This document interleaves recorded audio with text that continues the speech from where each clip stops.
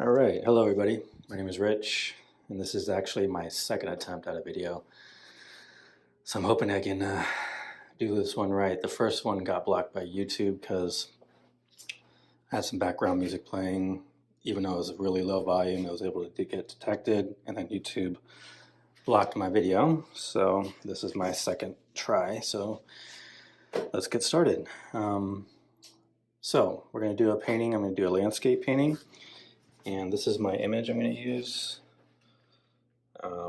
This is taken at the Oregon coast at Rockaway Beach about 3 weeks ago, and fairly overcast. But other than that, it's a pretty simple image, so it shouldn't be too hard to do that.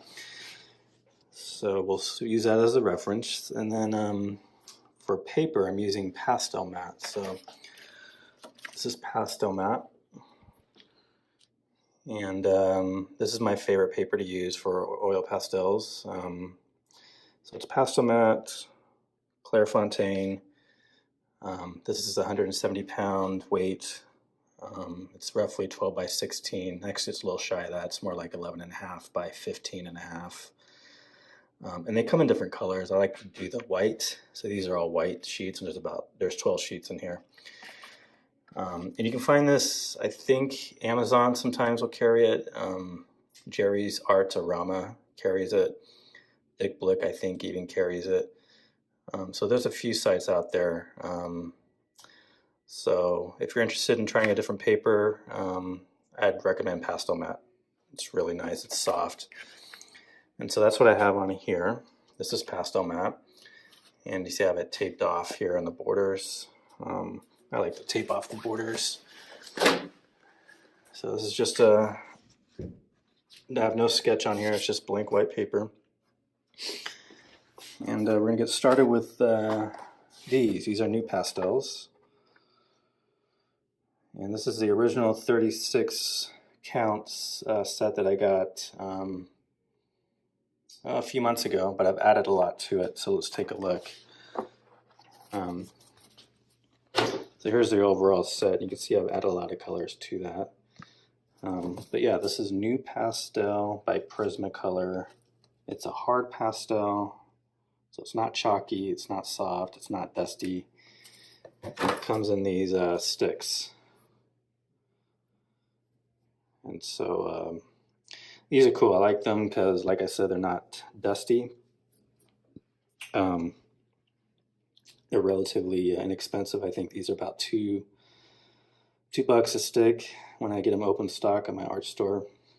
Then the sets themselves are not all that expensive, so this is a good way to just get what I would call the underpainting or the sketch, or just kind of getting some initial color down. I like to use these nupastels to do that with. And so we're going to talk about that process a little bit. Because this is pretty much how I'm starting most of my paintings, is with these nupastels. So the first thing I want to do is I like looking at the picture. I'm going to pull the picture over here. And hopefully we can see that okay. Get my little stump back here. Okay, so I like to look at the picture, and I like to pick out some colors that I know I'm going to be using. So let's do that. So we know we have gray, right? We know we have a gray. So I'm just going to go ahead and pull out some gray. So this is a gray, that's a gray. Here's a lighter gray. This is also another gray. So I'm just kind of pulling out different grays. Lighter, medium, darker. Here's a white. Not sure I'm going to use the white. Let's go back to the picture. So we have grays, we have some blues. We have some blues back in here, this distant mountain. Here's some blues in the sky, some blues definitely in the water. And even in the foreground, even though it's dark, there is some blue in the dark values here. So let's get some blues out. So this is a nice medium blue. Here's a dark blue. And let's get like a sky blue. This is a good sky blue color. So I've got 3 different blues there. So I got my grays, I got my blues. What else we got? We have green, right? We have greens, strong greens in the foreground, and then they fade out back here. So let's get some greens. We're going to get a dark green. Kind of like to go a little bit darker when it comes to the greens because I can always get it lighter if I need to. And then maybe this kind of middle green. You might use that. Okay, and then we have the sand color, right? We have this nice beige, kind of tan color for sand. And so you can see in my set, I don't really have tan or that beige color, but I do have this brown, which we can use. And I'm going to bring out a darker brown also. And then to lighten that brown, I'm going to try a yellow. So maybe this this kind of a pale yellow. Maybe this will work to kind of lighten up that brown to give me that perfect sand color. So let's start with that. We'll start with this as the beginning, and I might add to that, and this might do it for me. Okay, so let's go ahead and put the picture over here. I like to use my iPad. That way I'm not printing off paper. Okay, all right, so here is my blank paper. So the first thing I'm going to do is I'm going to take a gray. I'm going to define where the water is, right? The water line, which goes across.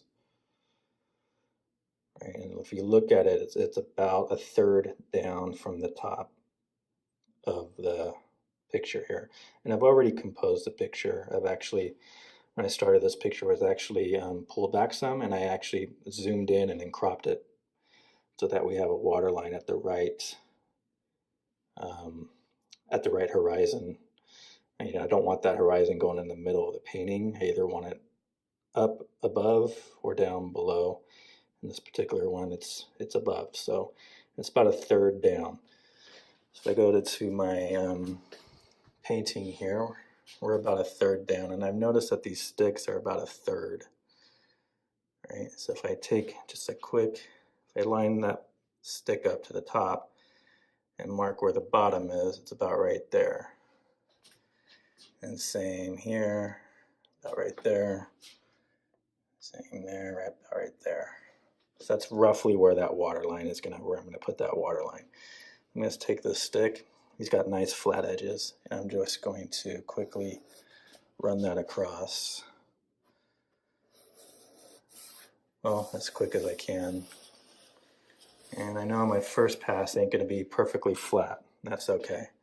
We're gonna go back over again. Try to flatten it out a little. Doesn't need to be perfect at this stage. This has got to be close. That's pretty flat. If I take that measurement again, you can see there's a couple parts right here where I maybe need to bring it up a little. That's pretty good. All right, so that I just took a gray to just get my water line in. I like to use grays to begin with. I find grays an easy color to correct from.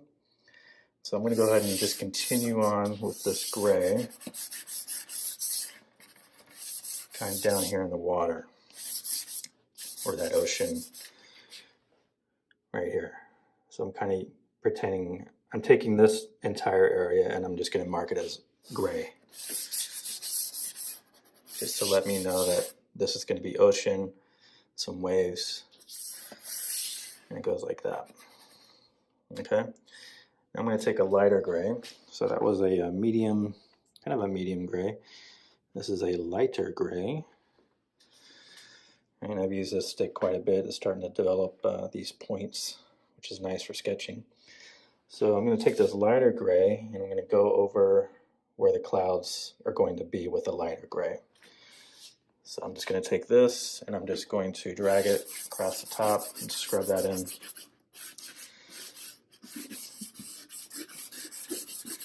And I'm going over that darker gray with it a little bit to kind of knock the darker gray back a little. But the point of this is just to cover the paper, cover all the white, and try to get up into the corners of it, edges of the paper. Just kind of get good coverage. These are really great with covering the paper. It's real easy. I can just lay it down on its edge like this and just drag it across and get pigment down really fast. So, okay, so that's where my clouds are going to be.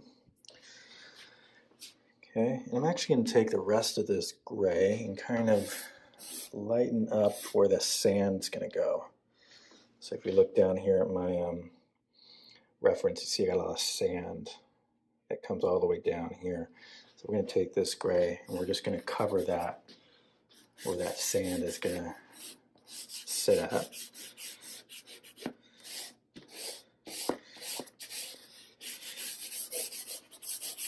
You can see how easy with the nupastel it is for me to just cover paper.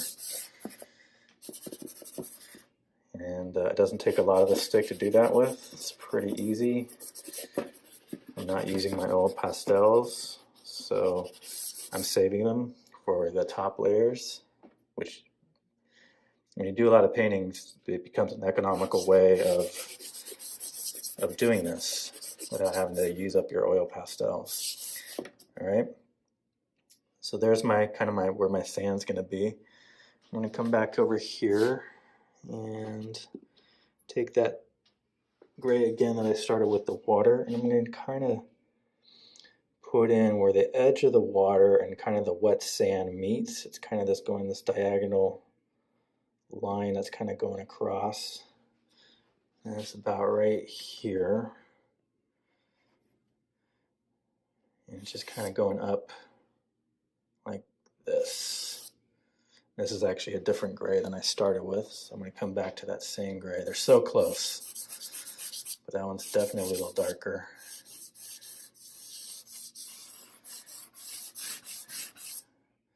And kind of that diagonal line there. Okay, so that's where, this is where the wet sand will eventually start. It's where this marker is. Okay, now let's go back to our picture here, and I got this hill back here, this mountain, and it's an overcast day, so it's looking a little dark. So let's go ahead and try to mark where that would be. I'm going to kind of use this same gray for that. You can see how it comes out about halfway. So halfway is here. It's about right there. It's maybe where it starts. Okay, and maybe a little bit more. Maybe like right there. And that comes up. Kind of goes down a little, and then it goes up again. And then it goes up like that, and then it kind of fades like that. Kind of rough estimate of how that's going to look. Maybe I'm going to extend it a little bit more by doing that. Okay, same gray as the water. All right, perfect. So we got that in there. Now let's get in this little mound right here. That's kind of in the middle part of the painting. And I'm not going to use a gray for that. Instead, I'm going to go for a brown. This is a kind of a dark brown.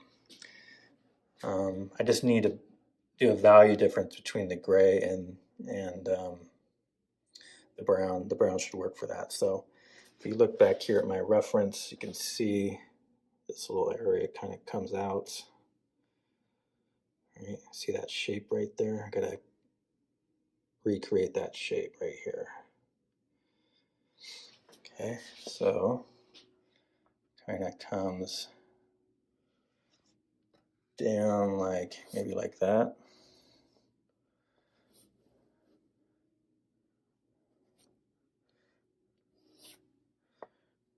Something like that. Right.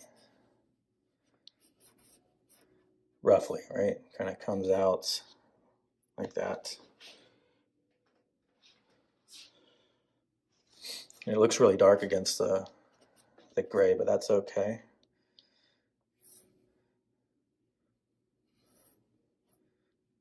Okay, so there's that mound, and then we got some foreground here. A lot of bushes and shrubbery, and we got some grass here, a little piece of driftwood sticking out. This foreground is mostly green, so you can see mostly green. So let's use mostly green. We'll use a dark green. It's fine if I start with dark. It's easier to go lighter for me. Some people do it a different way. Whatever's easiest, I think, is what you'll find for you. But that's mostly green, so my foreground is going to be mostly green.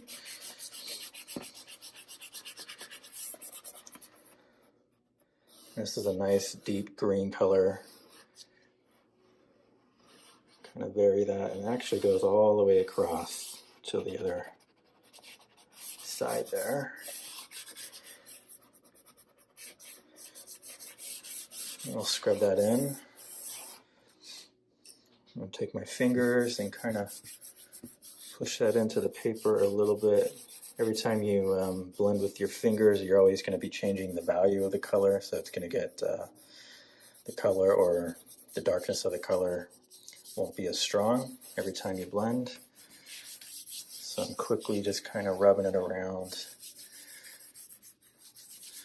And this paper and this nupastel is a great combination. There's really minimal dust here. The color pretty much stays where you put it. And the pastel mat does a great job of kind of keeping your marks where you put them, even though you can blend out a little bit. Okay, so we're kind of starting to get the composition going. We got this nice foreground here. We got the angle of the water or the waves where it meets the wet sand. We have this distant hill, some clouds, and a middle ground little hill that's coming out. All right, so let's keep working. Let's go back to our picture. Let's try to get some of the sand color in here. So I'm going to come back here. I'm going to try these two values together. This kind of a lighter brown and this kind of a pale yellow, and just see what it looks like. See if it can get me some sand. So I'm going to try to start with this little pale yellow here. And the sand kind of, you can kind of see it in the distant here, kind of peeking out from around this little mound. I'm just going to do some quick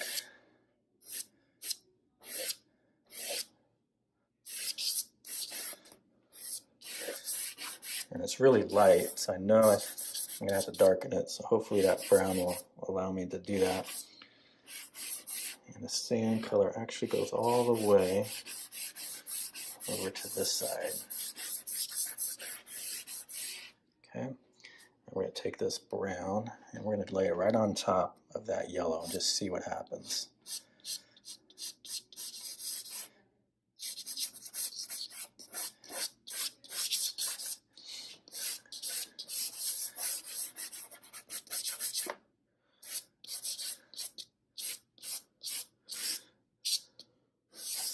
So I think that's going to work. It's going to give me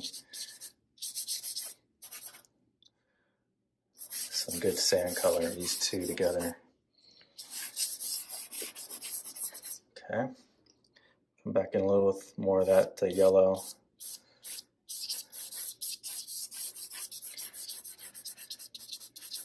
And then we're going to take our fingers and then just kind of blend that a little bit.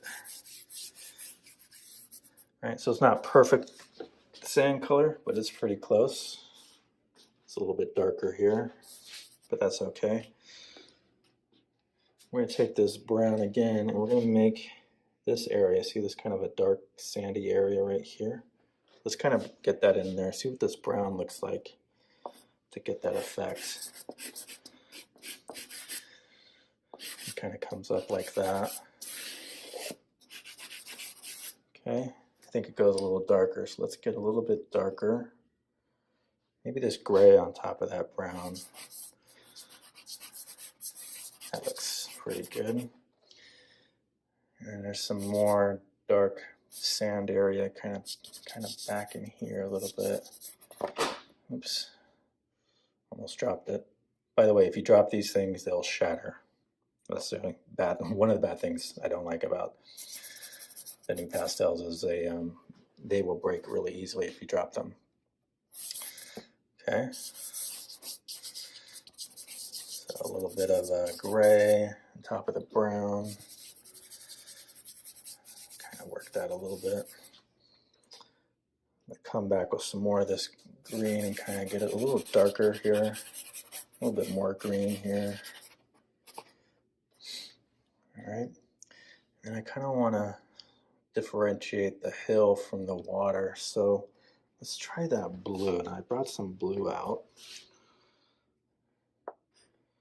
It's kind of a good medium blue. Let's just see what the blue on top of the gray does for us. I'm just going right over that gray.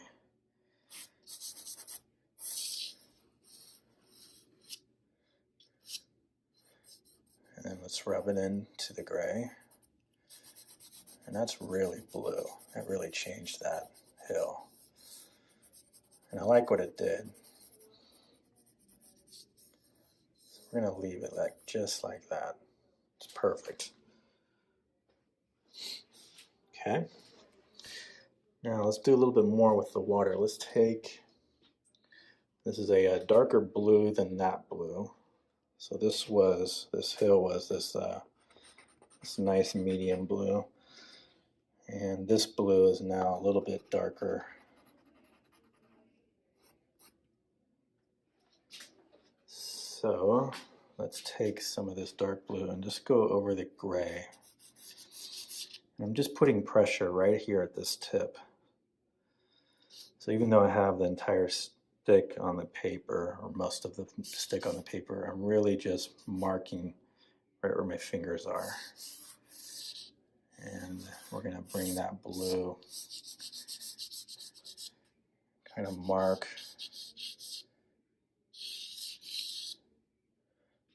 a little bit of that ocean water. So the ocean water off the Oregon coast is this really deep blue-green color. And it's got some gray in it. It actually reflects a lot of that cloudy sky. So when you're looking at it, you see this really deep blue, green, grayish color for the water that's off the Oregon coast. So there's a little ocean water there. And let's go ahead and kind of rub that across. And don't be afraid to rub into the other colors. Don't be afraid to mix your colors together. This is my underpainting. This is essentially my sketch. Even though it might not look like a traditional sketch, that's what I'm calling it. So I'm keeping in mind that I'm going to go over this with oil pastel. So let's take a look there. And again, we're starting to get some differentiation between the water and the hill and this little mound area and the sand. All right, let's go back to the picture. And we have this wet sand here, which is actually very similar to the color that's in the clouds. It's very similar value. So that's going to be here.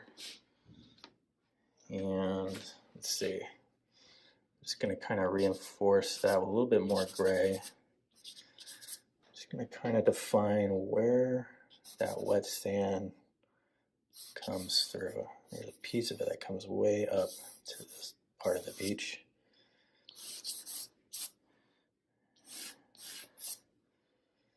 And there's a little part here. Maybe a little there. Okay.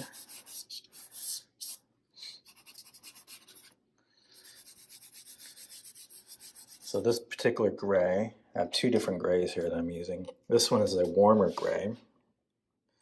That's what I started off with. And then this one's got some blue in it. And all grays have some kind of blue in it, I believe. But this one is definitely bluer than this one. All right. So let's get back to my nupastel. So we got that in there. Now let's try to mark where the actual break of the waves, kind of this white water stuff here. Let's try to get some of that in there. I'm not going to go to white though. Instead, I'm going to use a light gray for that. So this is a light gray. This is my white. There's a light gray. Don't like to use white in the beginning for my lightest value. We don't want to really use white. If I don't have to use white, I don't want to. But I'm going to take this light gray and I'm going to just go over, just kind of draw in some breakage of waves. And when I'm looking at it, I'm actually seeing where on this side, I kind of remember it went up diagonally, so I need to kind of recreate that here. Kind of back in there like that. And then we're going to leave some of that ocean water back here, but the rest of it is pretty much waves. So this is just to help me, when I get to the oil pastels, know when to start the wave parts, the whitewater part. Okay, I don't like perfectly straight lines like this, so I'm going to actually come up with it a little bit. And maybe we'll make this part kind of come out a little. Okay. There's a little bit of waves. And coming back here, and I'm going to take this lighter gray, which I used in the sky, and I'm going to put that in here right at the base of this little mountain, kind of bring in some atmosphere. Because this is it was a really overcast, cloudy day. It was really windy. We're getting a lot of just heavy clouds coming through. It's changing pretty fast, so I'm going to take this gray and kind of put it at the base and rub that in.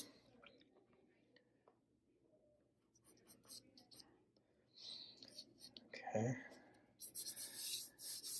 so there we go. All right, pretty good. Now let's look at the clouds a little bit more here. We got like a dark part of this cloud right here, kind of this line that goes across.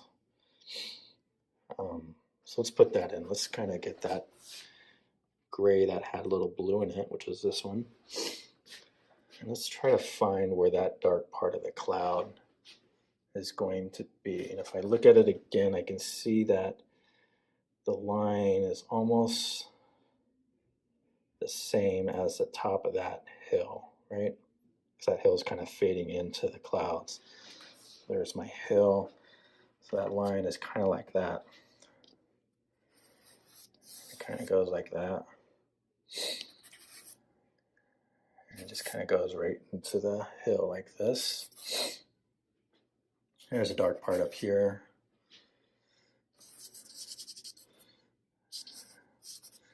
A little bit more dark here.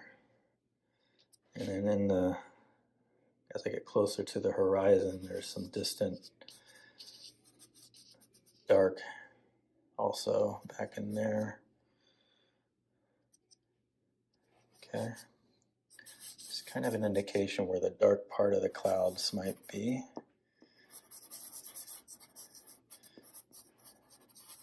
And it kind of goes right into this hill, like it kind of covers that a little bit. And we'll take my fingers and we'll kind of rub that in.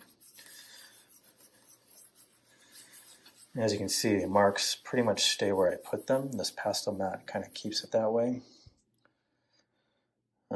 Different papers are going to give you different results. Different surfaces are going to act differently for you. So if you're using a different paper, I'm sure it's going to look a little different. It's going to behave a little different. And that's just the nature of of using pastels and oil pastels is that your surface of the paper, or your surface you're working on, whether it's paper, canvas, board, what have you, it really matters. So let's go. So we got some dark part of the clouds. I'll take a little bit more of that blue that I did the water, and I'm just going to kind of redefine a little bit that water line. Just kind of reinforce that a little bit more. And I'm going to kind of bring that blue into right there. Kind of bring that out a little bit.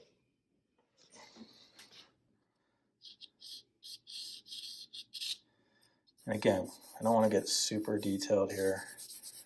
I mean, I could spend a good hour and a half just doing this with nupastels and get you a finished image with it. And sometimes I'll do that. And sometimes I will only spend maybe 10 minutes on it. Okay, so I think we're good to go. I think we've got enough in here. I didn't really use this blue, but let's just see if I put some kind of back in the sky a little bit, kind of scrub the sky blue into it, give it a little bit more blue color to it.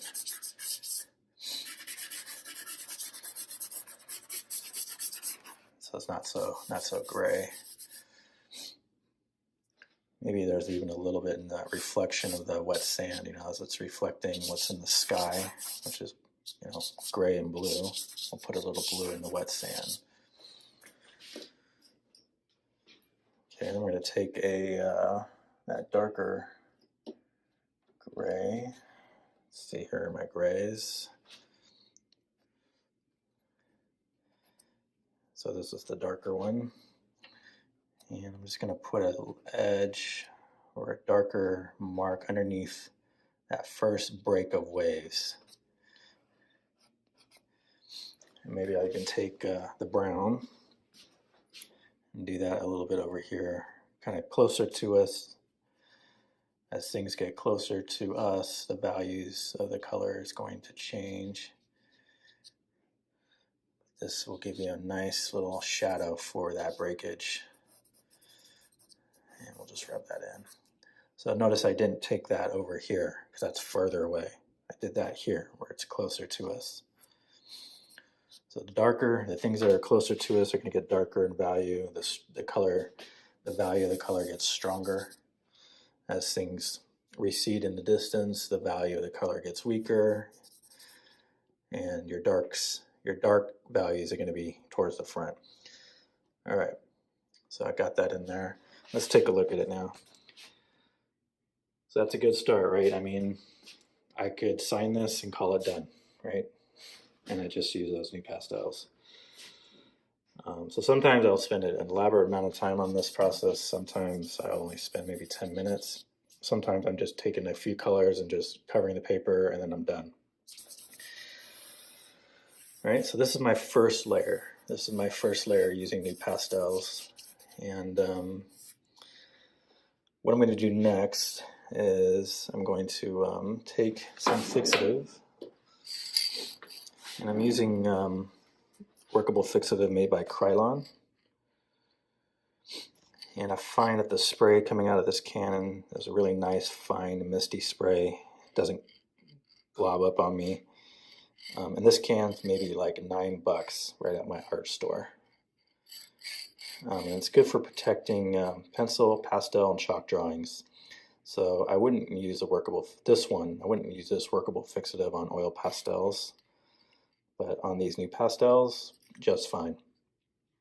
So my next step here is I'm going to take this outside and I'm going to spray the entire surface. And I'm going to wait about 10 minutes or so, let that dry, and then we'll go in with the oil pastels. All right, I'm back. So I got the fixative on there. And one thing about fixative, a few things about it is it changes the value of the color, so that everything's darker. And this is the nupastel. So I've learned that the Krylon workable fixative on top of the pastel makes the colors darker. All right, so be aware of that when you're using fixative. There are some fixatives out there that won't do that, but I don't really know what those are. I have to do a little research more on that. I kind of just started discovering this just recently. So that's one issue. The other issue is that when you use the fixative, the surface gets gritty. So now the surface feels like a very light sandpaper. And I like it. So it's a little bit more grittier than when I started because I can feel the fixative on the paper. So it's got this very gritty, light sandpaper feel to it. And that's going to help us get some layers with the oil pastel. And then I took this outside to spray it. And as you see here, I have my easel. And I have this board here that you can see how thin it is, pretty thin. I think it's just a regular little masonite board. But I tape my paint, I tape my paper to it, and then I can just take this outside and spray it and handle it. And so what I typically do is I typically hold it down like this, and then I'll spray away from me. You don't want to breathe it in. You don't want to get it on your clothing. It is toxic, so just be very careful with fixatives and sprays like that. Don't do it inside. Always take that outside, and then watch where the wind is blowing. You don't want to be spraying and then have a spray come into you. You want the spray to move away. So just be very careful with the fixative. So yeah, so I took that outside. I did that. Waited a good 10 minutes. And now it's ready. It's nice and dry. It's ready to go. So I'll put this back on the easel. There we go. All right. So now let's go with oil pastel. So the first thing I like to pull colors out. And I got a good idea just looking at my underpainting what colors I'm already going to use, right? So we know we're going to use grays. So these are my oil pastels. This is my full set. And I'm using 3 different brands. I'm using Sennelier, which is these guys, right, with the papers on them. You guys are familiar with Sens. Here's a Sennelier. And then I'm also using a Mungio. Now this is a Mungio. I took the papers off. So this is a white, actually this is a silver gray Mungio. Looks white. It's actually silver gray. And then nupastel, not nupastel, neo pastel. And here's a neo pastel without the papers. Okay, so these are 3 different brands. Sennelier, Mungio, neo pastel. The Mungio and the neo pastel are very similar, not only in shape and size, even though the Mungio is slightly bigger, but the hardness of these are very close. So close that I can't actually tell them apart based on how soft or hard they are. And these are harder, so these guys are harder than the Sens. The Sens are the softest. So knowing that, you want to start off with your harder oil pastels. Start off with the harder ones if you're using different brands. And then on the top layers, you're going to be using a softer brand. Okay, so these have more oil, wax, there's more oil in these, they're softer, they're creamier. And these just don't, they're harder, even though they're relatively soft. Everything's artist grade. So anyways, I use 3 different brands. Okay, so let's pull some color. Let's see here. We know we're going to need a gray. And actually, let's get a couple grays. So we've got this kind of a medium gray. Here's a light gray. Here's one that kind of falls in between those 2. Here's an even darker gray. And I need to get some more grays, don't I? And here's a silver gray. Not sure about that one yet. That's the same as that.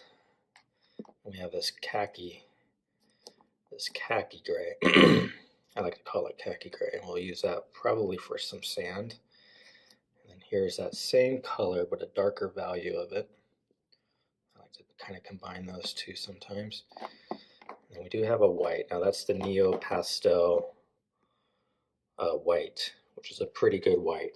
The best white is the Sen white, which I have here.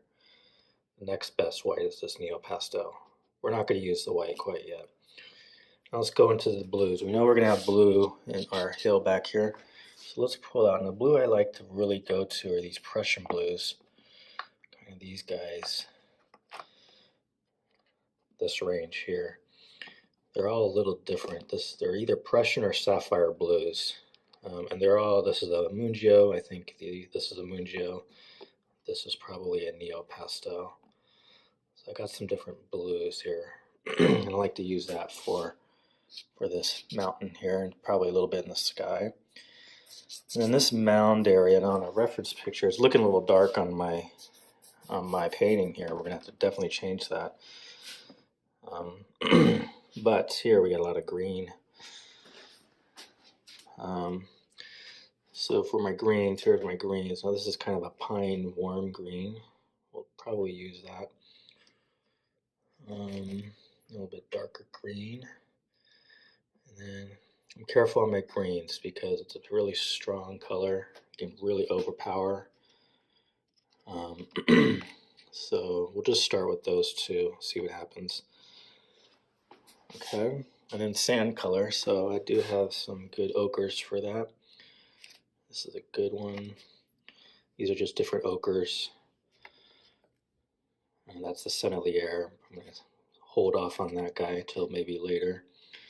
And then maybe to make the sand a little warmer, we can use some of these kind of these peaches, these pinks back in here. Maybe I'll bring a couple of those. Maybe we can like layer these guys and make some good sand. Bring in the khaki as well. All right. So what else we got? Oh, we got some kind of this brown wet sand area. Brown wet sand area. So there's my brown. And we'll bring a brown out, and then we'll bring out a darker brown. These guys. I'm getting down to the nubs, so hopefully I can extend that out.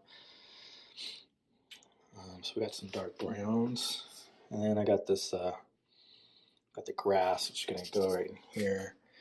Probably the ochres, we'll start off with that on the grass, and then we got these brighter greens. I got my greens, so I think I got enough to get going.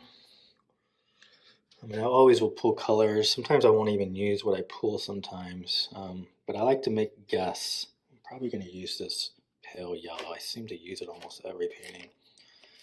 Maybe we'll use this one. Maybe with the sand or something. So I kind of pull colors I think, pretty sure I'm going to use. Sometimes I don't always end what I pull or use what I pull, but sometimes I'll grab some more, but I just like to kind of start off. All right. Okay, so there's my initial colors right here. Let's see how that works. But before we even do that, we're going to cover this surface with some oil. So here's oil. Okay, it's a little dirty. Let me kind of wipe it off a little so I can start off with a nice clean side there. Okay, so this is just oil. This is called a Sennelier. They call it the colorless blender. It's basically just oil and wax. That's all it is. There's no color in it. It's made by Sennelier. It was the Grand. You can see I'm getting down to the end of it here. It used to be this big, right? And I use it a lot, so it goes quick. But this is basically medium. This is my medium for oil pastel, and that's exactly how I use it. So in the oil painting world, I came from oil painting. I started with acrylics and then to oil paints, and I really loved oil painting. So when I came to oil pastels, I found, and I've just found this, been playing with this within the last few months, so I'm kind of getting better use out of it and knowing when to use it and how to use it and how much to use it. That all takes just practice. but I found it works like a medium. It just helps me blend just in the same way that linseed oil would help me extend the colors, and oil painting or solvents will help you. You can thin it out and you can extend that color out. This does the same thing for oil pastels. It allows me to extend, allows me to blend easy. Right, so what I do is I just take this and I just rub this on the area I'm going to work on. So I'm going to start at the top. I'm going to start up here in these clouds, and I'm going to work my way down. So I'm going to take the stick and I'm going to rub back and forth and just get good coverage on that surface. And this is a feel thing. So I'm going for a feeling. I'm going for how the paper is feeling. Without it, it's really gritty and sandpaper-like. With it, as you rub it in, the more you rub it in, it starts to get oily, right? It gets waxy. It has this kind of this oily, waxy feel to it. Kind of a sticky feel. You see how much I'm putting on, okay? So this is going to take getting used to. If you put too much, you won't be able to get layers. If you don't put enough, you won't be able to blend and extend the color easily. So there's a sweet spot, and you're going to have to find that sweet spot, and it has everything to do with your style. Okay? I can blend, and I can put layers down, and I can put a lot of layers down. And so I'm very liberal with it. Other people might have a different style. Maybe they don't layer as much. Maybe they don't do any layering. So depending on your style, depends on your use of this. It's not for everyone, but I love it. Okay, so I'm going for a feel thing. I'm going for conformity. There's a little bit of dry spot over here. I'm just going for a feel. I need to get that sticky feel, and I'm starting to feel that. Okay. All right. So that's that. Okay. I'll put that away for a second. Now we're going to go in with some color, and let's see, let's go to this reference picture. This is what I'm using as my reference. We notice that the clouds are lighter at the top and they get darker as they go down, and then we have this dark here, and then a little more light back in here. Okay, so we have light. So I'm just going to kind of look at the picture. Here's my light gray. We'll come with the light gray right at the top here, just like what the picture suggests. Got this light gray. And maybe you can tell, but this is really easy to get color down. That oil that I put down there is really grabbing on to this pigment because it was kind of sticky. This is a Mungio. No, this is a nupastel, but nupastel and Mungio, they're very similar as far as their hardness goes. I find they're very close. It's really easy just to put that color in. This is a light gray, and it kind of goes over here. There's a little bit of light parts over here. And random little spots. And actually over here, there's another kind of light area. So I'm just looking at that picture, and I'm just finding, okay, where's the light areas? Where's the dark areas? All right, and just kind of mark those in. Trying to make sure I always get up into the edges here. I don't like to leave a gap. I'll make sure I get right up to the edge of that paper, where the tape here starts. All right, and then back in the distance here, we also have a lot of light areas. In fact, it's more light kind of down in here. So I'm going to take this same light gray. It's got a little blue in it. We're just going to kind of bring it into the bottom part a little bit more.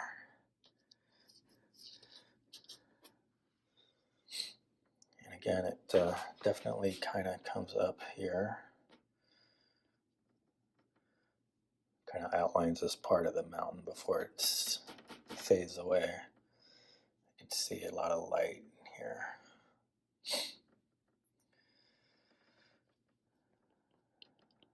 nice surface to work on there. That sticky, waxy is really creating some, the sticky part actually kind of helps pull that pigment off too.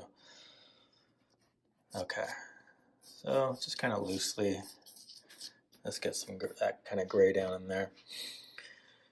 All right, so we're starting to get a little bit more dimension into our clouds. Let's bring slightly darker gray. This is what I started with. This, you can see the difference. This is a Mungio, and it's basically just a medium gray.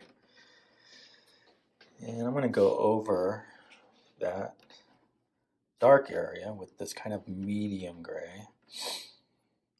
This is now my dark value in the sky. Will be this color for right now. So I'm just going to do this circular motion. Just kind of hit where the dark parts of the clouds are. And I can already see that this gray has some blue in it, which is good. There's definitely blue in the picture. And then it comes up here. Gotta make sure my camera's on my work here. I have a tendency to kind of lose my place as far as where the camera is. Okay, and so it's light here, but definitely dark. It gets really dark right here. So we'll do that.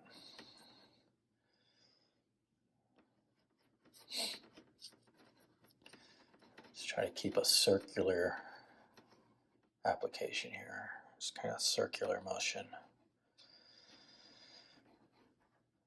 Okay. Just take your time, no rush. All right. I'm not gonna, my goal here is not to try to edit this video. I just want to put it up. It's probably going to be a close to 3-hour long thing. So, sorry if that's too long. This is my first one, right? So maybe it'll change as I get into this a little bit. I'm going to keep going with this dark. I'm just going to kind of cover the rest of this dark up with it. So we're going over that fixative, and then underneath that fixative was the nupastel. So this is essentially the third layer. It's the oil pastel. If you count the fixative as a layer, and this is my third layer.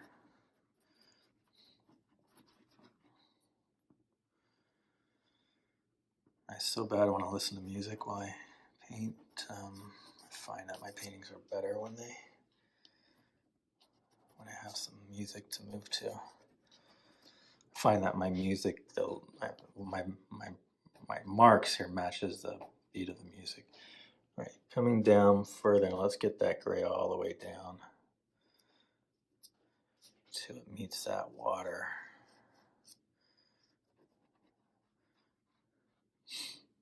Okay, I'm using this is the Mungio, and I like to draw like this, and I just put the pressure on the tip of that.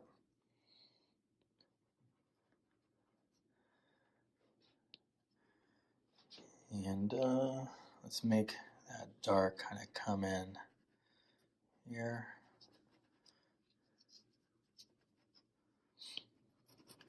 Really cover that nupastel layer.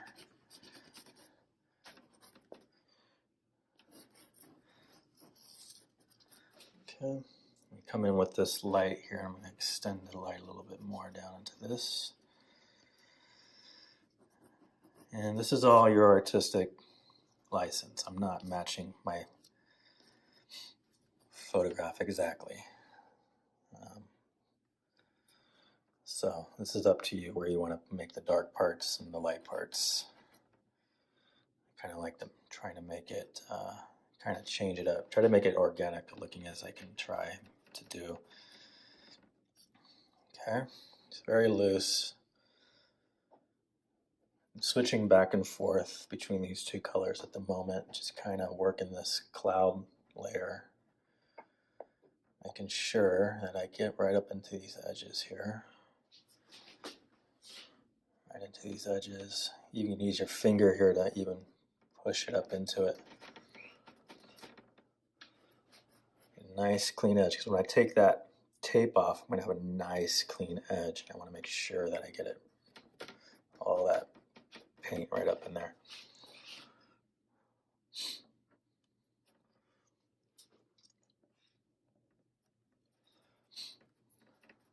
Okay.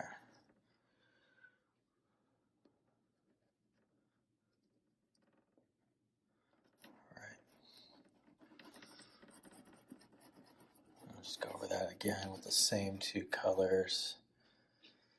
Pretty soon I'm going to blend these out a little bit, but I want to get some good amount of oil pastel on there.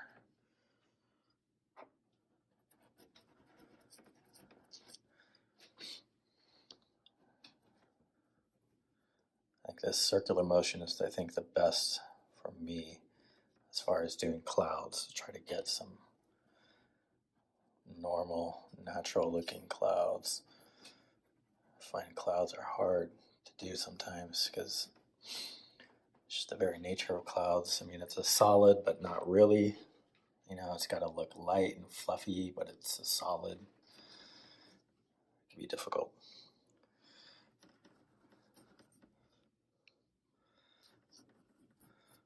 Okay. So, you get the idea, right? Just kind of reinforcing.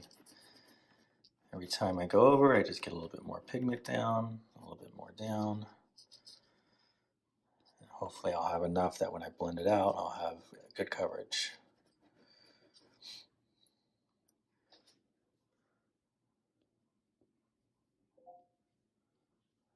That was an email. Okay. And this gray kind of comes down in here, and then the same light gray is acting like a low-lying fog. It kind of comes in this area. So it looks really bright here compared to this. That's because of the values that are around it change that brightness of it. But it is the same as I put up here.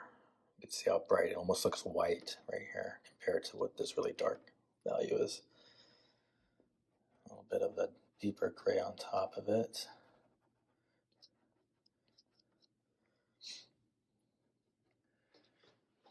Yeah, let's kind of bring that out a little bit more. Now the picture doesn't actually suggest this, but I kind of want to have a little bit more fogginess to it.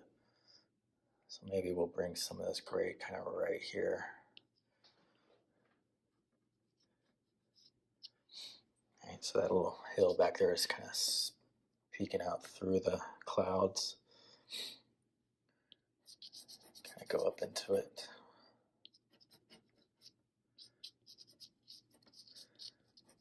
Kind of feathering that out into it. Okay. Yeah, let's blend that out. Let's blend this up and see what it looks like. Let's grab a stump here. So I'm going to use, I got some couple of stumps that I like to use. They're well used. I need to sand these down to clean them up. This is for dark. It's got a lot of dark already on it.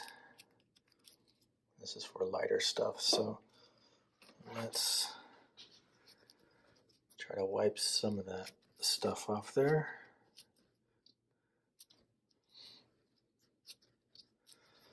Of course, I'm not using the best towel for that idea, but that'll work. Okay. Oops. Okay, good. We're still doing good. All right. Let's start blending. So I'm going to take this stump here. I like using the large stumps for the initial blend of stuff because I can move colors around easily. So this is really easy to blend. I got a lot of oil on the surface. I put a lot of layers of that oil pastel on there. And this is just moving so nice.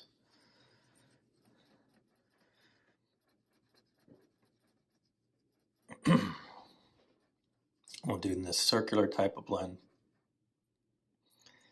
I'm taking that medium or that darker gray and I'm kind of blending it into the lighter.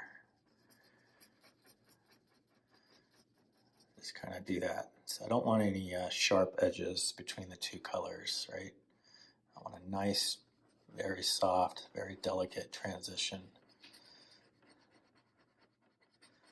Don't want any sharp edges up here.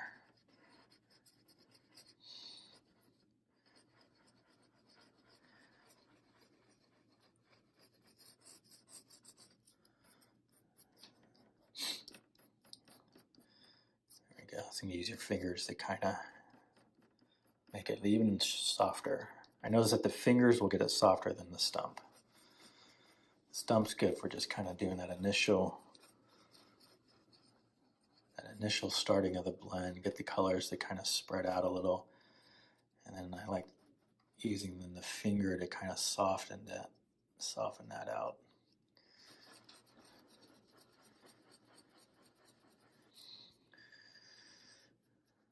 So my surface here is nice and oily, but not runny, but it's got a nice waxy, oily feel. And that's just wonderful to work with the fingers, right? So my fingers aren't going to get raw by doing this. But I'm able to manipulate the color and move it around.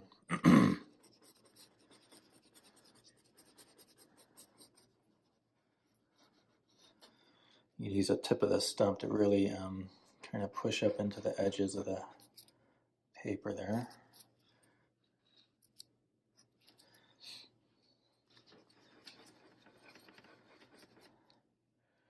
I'm going to leave that unblended. I kind of like the way it already looks like that. Looks interesting.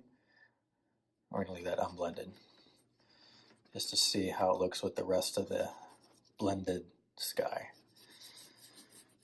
Again, that's just, I'm just making an artistic judgment call, I'm just saying, I already like the way that looks.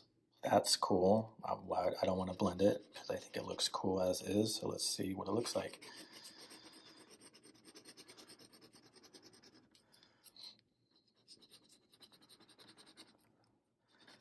Get down into the water line there. I don't want my eye to jump down there too bad, so let's kind of fade that out. I'm going to bring some of that to the very back part of that water.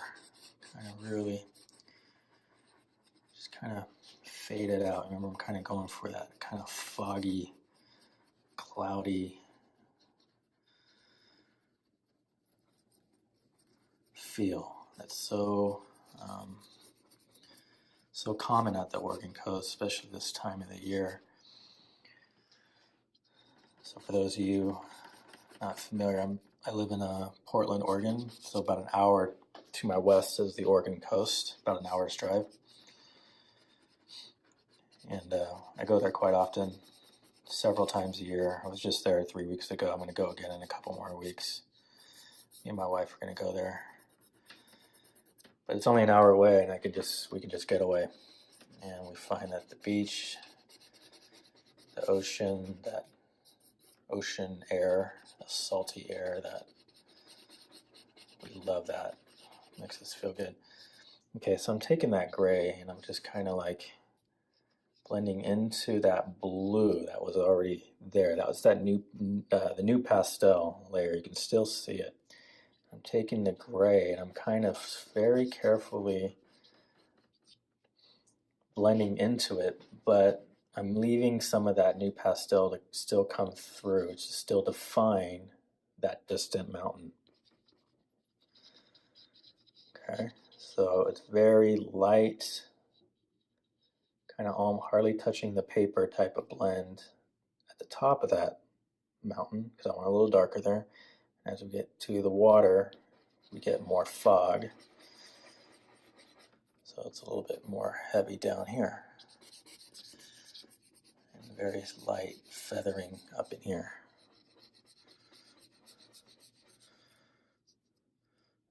Gotta fix that little line happening there. And just keep in mind that we don't want sharp edges in the background.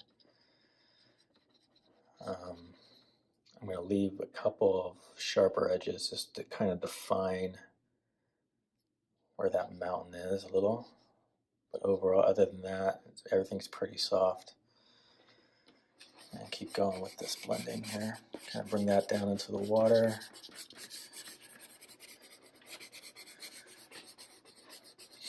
I remember how cloudy and windy it was, and we had a couple storms come through. It was really awesome. So awesome just to watch the waves and the wind. And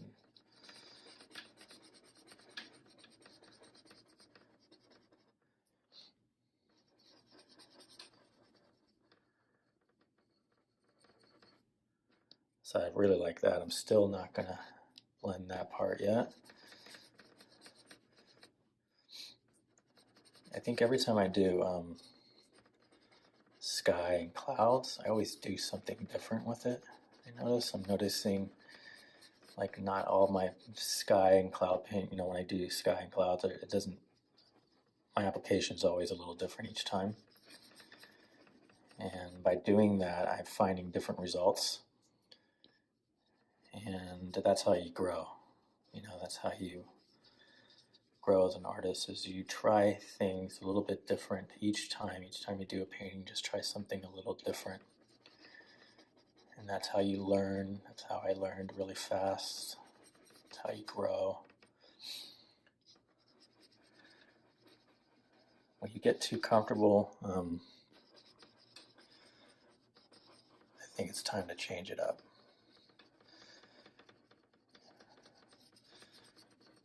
So just some words, I guess, right? Gotta talk about something. Okay.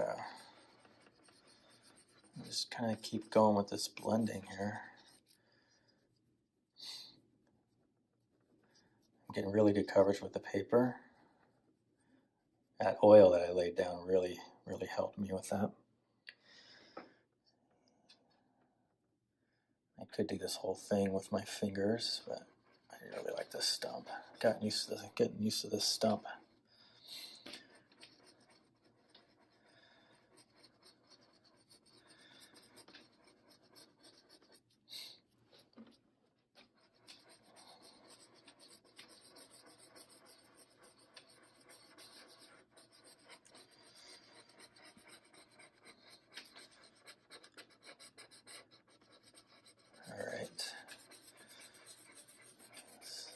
Looking pretty good in the sky, huh? And that's looking pretty good. I don't think I'm going to need to do any corrections, maybe, or add any more to it. I think I like how it's looking. Still like that area.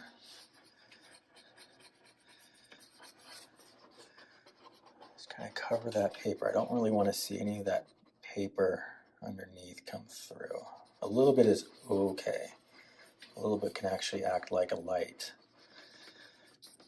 But this is a very cloudy day, so I'm not having a lot of light. All right. Here's that mountain. And it's all cloudy in here. I remember how cloudy it was. You watch this mountain kind of fade in and out of visibility. At one point, we couldn't see it at all. It was so cloudy, nothing. And then they would move, and all of a sudden you'd start seeing it peek through. And then the sun would come out, and it'd really light it up. You see the green color into it, but I'm not going to put any green here. If I put green in there, that would be a big mistake. It would just come forward so much. And there's no direct sunlight hitting that, so I shouldn't really see any green. Okay. So that's a good start on the clouds. I might do a little bit more or over here to make this area a little bit lighter. But I think for the other parts here, I think we're pretty good. All right. Looks good to me. Okay, let's move on down. So let's get over here in the ocean water. Okay, ocean water. Ocean water. Right. What's cool about putting your picture on an iPad is you can do stuff like this. Right? You can like zoom in and kind of say, ooh, what color is that? What color is that? So that's helpful. You can't do that on a picture that you print out, but on an iPad, you can zoom in and get some better details. Okay, so let's do this ocean here. Let's look at it for a minute. So I think I'm going to go darker than my hill as far as the ocean water, but not as dark as that maybe. So let's bring out some of these blues. So I got this this blue here. Put that in there. See what it looks like. I didn't put any oil down yet. Right now I'm just kind of finding the color that I'm going to use.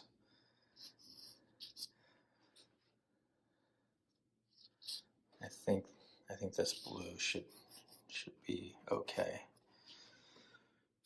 Make sure my water line's not coming up too much there. I'm going to have to, it's starting to bow up there a little bit. I'm going to have to fix that. That blue is kind of coming down up there. Maybe a little onto the front part of that.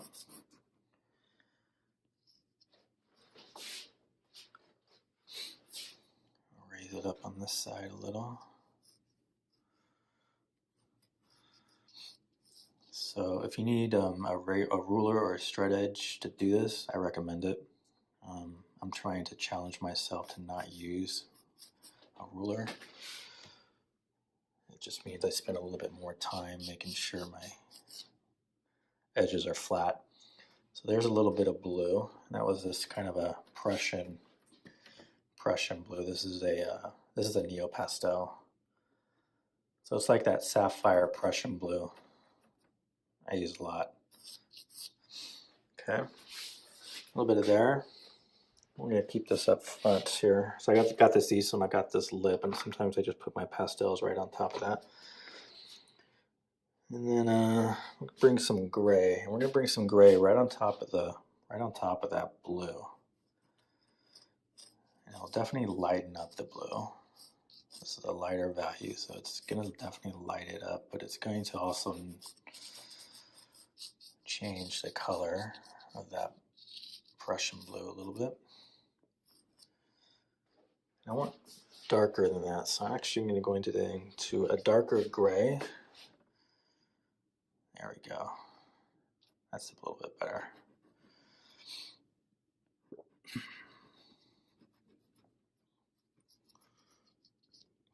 Should use that one instead of the other one. It's okay. We'll go over this area with the gray, and I haven't used that blender stick yet. We'll do some more of the blue.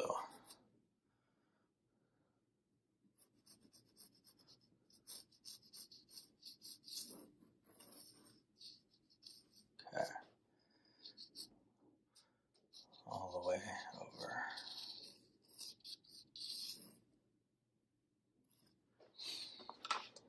Okay. Right in here, I feel like the water is kind of popping up there, right? So maybe if I take this kind of a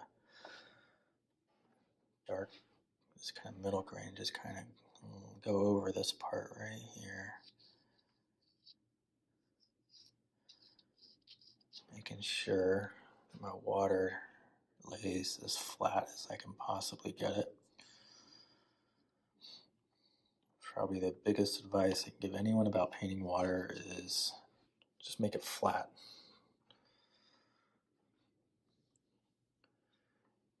I like this lighter gray at the horizon. Helps define that water edge a little bit better too.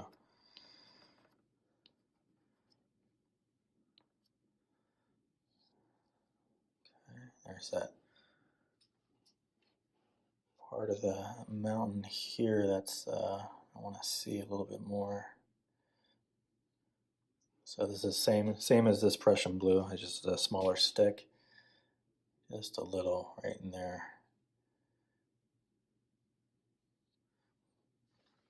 Define that mountain just a little more.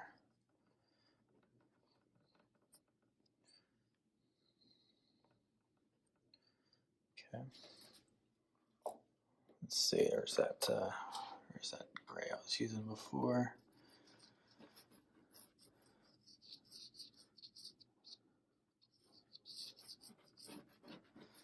So that Oregon ocean water is this dark blue, green, greenish gray. So we'll just keep using these two right now to kind of bring out that color.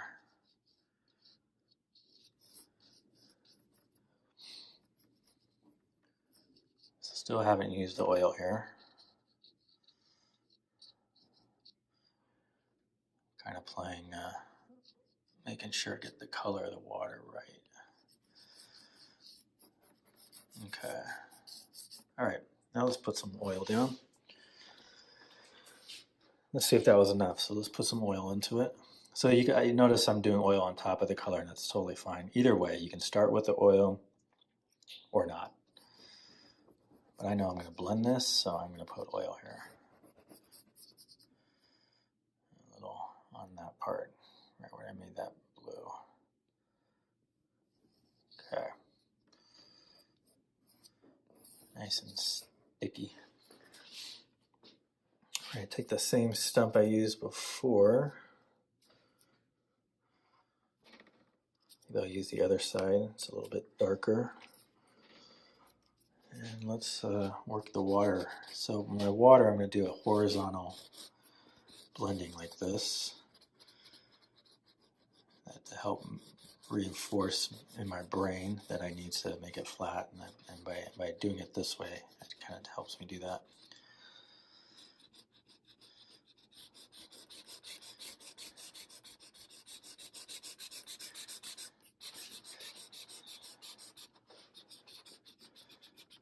Let's just blend that water right on out. And I can really push that out. And it fades right perfectly.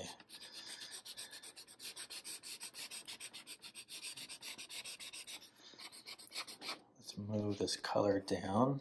Move my finger down. So I'm dragging that down, and then we'll blend across. Move the color down and blend across. Trying to make sure the water goes flat there, right?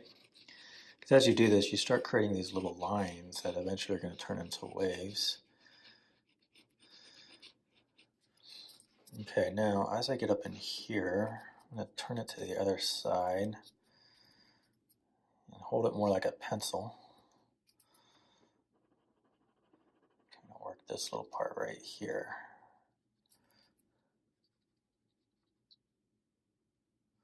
Distant hills, distant mountains. So this is just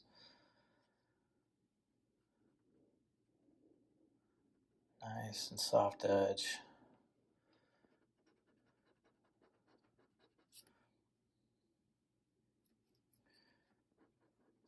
Maybe it's a little bit too blue right here. Don't want it too dark, because then it'll really come forward. Yeah, it's a little too much blue.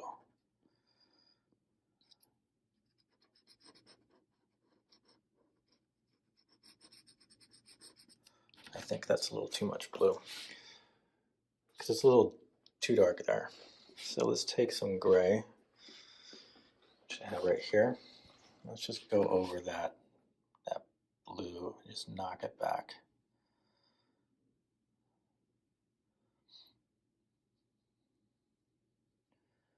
Just knock it back.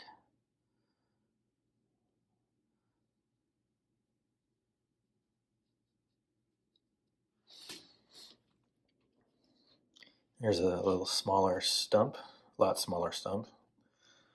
This is actually called a tortillon.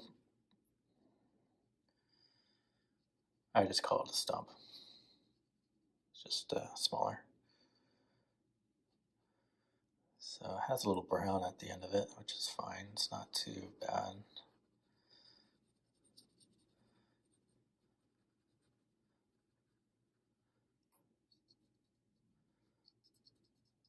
Okay.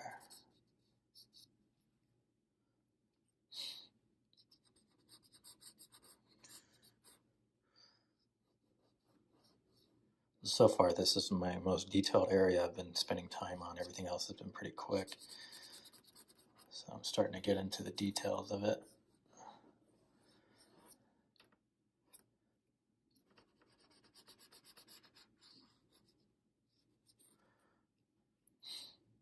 Bring some of that gray down into the water.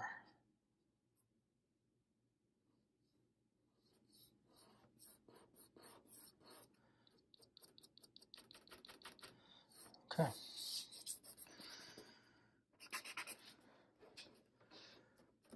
All right.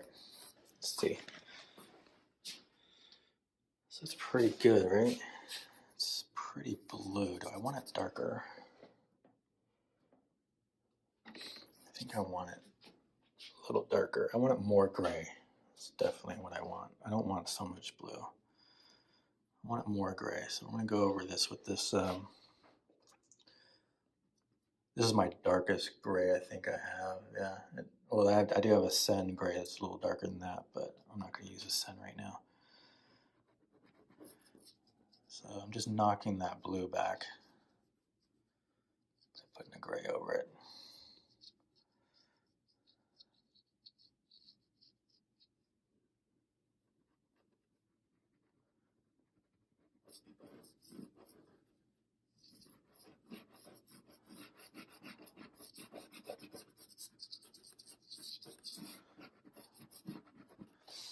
Okay. Let's see, down here I'm going to put a little bit more oil. And then we'll blend it. We'll use this side, it's good. So I'll bring it down.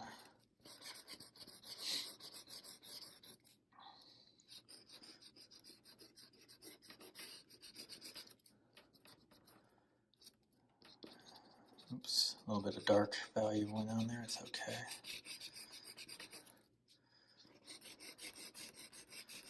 So that helped, that gray kind of helps with that blue. Excuse me.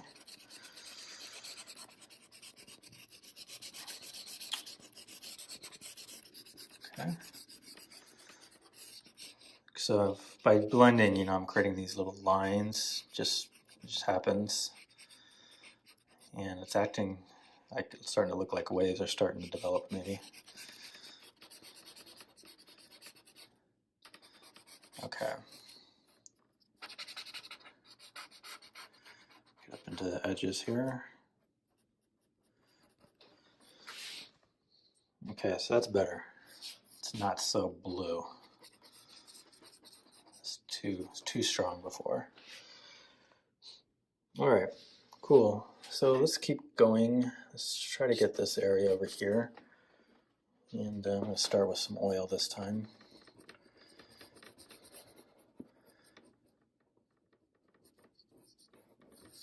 Get some oil down. So I got really good coverage on my spray. So good that when I run my fingers across, I'm not getting any of the nupastel on my fingers. So I got a really good spray. If you do that fixative and you do get pigment on your fingers after the fixative, it's okay. It's not going to destroy anything. It's not going to be, you know, it'll be fine. Just when you go on top of the oil, you'll get some of that nupastel on your oil stick, and it'll get kind of clumpy on the surface a little bit, but you can easily rub that out. So let's get some oil here. I don't think I need anything in the water, but right over here I definitely need some. Let's try to kind of work out this little mound area. So it's really dark. It's actually too dark. I'm going to take some of that Prussian blue, or whatever you call it. Prussian blue, right? Same thing I did in the water here. We're just going to start with that. Go right over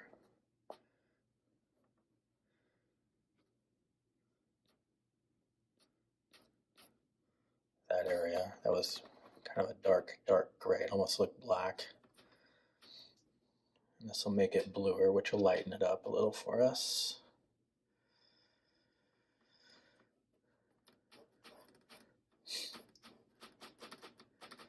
So I know that my darkest value, my darkest color will be in here. Will be these shadows. That's going to be my darkest. So here is kind of be mid-range dark. And it looks really dark on the video. It's because blue always darkens up on the videos for some reason. But just using that Prussian blue. So I'll get a little blue on there. Now let's go to a green. This is a green gray.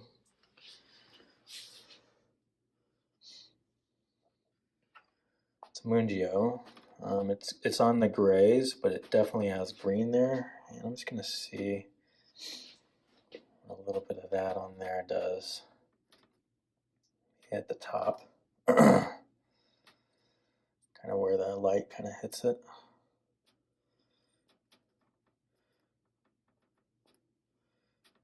Just take my finger and just see what that green gray, it actually just brightens up the blue. That's really what it all does.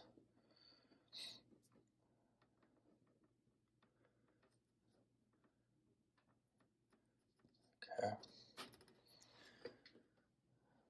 I'm going to bring in a brown. Now this brown is definitely going to make it a little darker, but I'm going to bring that dark part right at the base of this little mound here, right where it meets the sand. Put a little brown down there.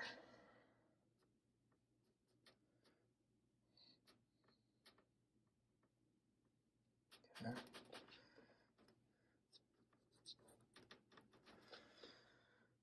And then we got this green. Oh, this is a kind of a very warm, it's kind of a pine green. You can see I can rub it out. You can see what the color is, but it's reminds me of a pine tree. And that's going to go at the top here. Now I got to be careful with this because I'm not sure if this will be the green that I end up with at the end of the painting. I might change how it is depending on what these greens look like. Let's get a little green down. And then a stump here to rub. Take some of that brown that I had down here and bring it up into the green. Definitely darkens that green.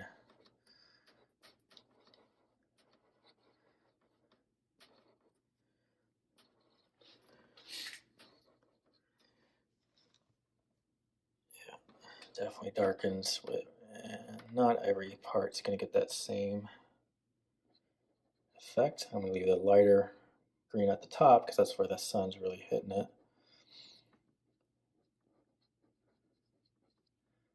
Definitely down here, darker. Okay, so there's that. That's kind of the first pass of that. And then I got this kind of this dark outline happening. But if I take this same gray that I have here and just kind of bring it down into that, I should be able to get rid of that kind of dark outline happening thing.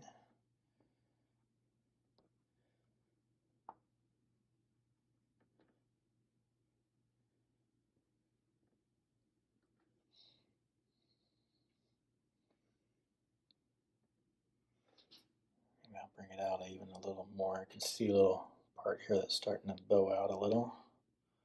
So let's just go over right like that.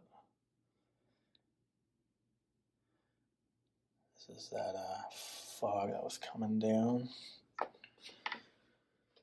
So here's that other gray. Maybe we'll put a little bit on top of that so it's not so bright.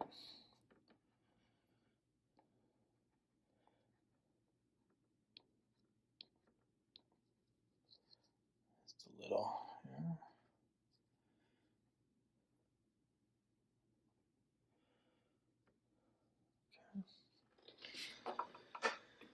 And then we'll take this stump. It's a little bit smaller, so I'm able to, except for here. Here I'm just going to use my finger. Here, as I get close to that edge, I'm going to use this little stump so I don't want to bring any of the gray down on top of that.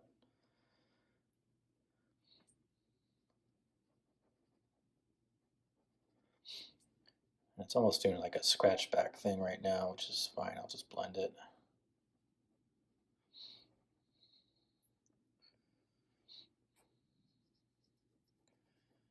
Get my finger in there, that always is the softest.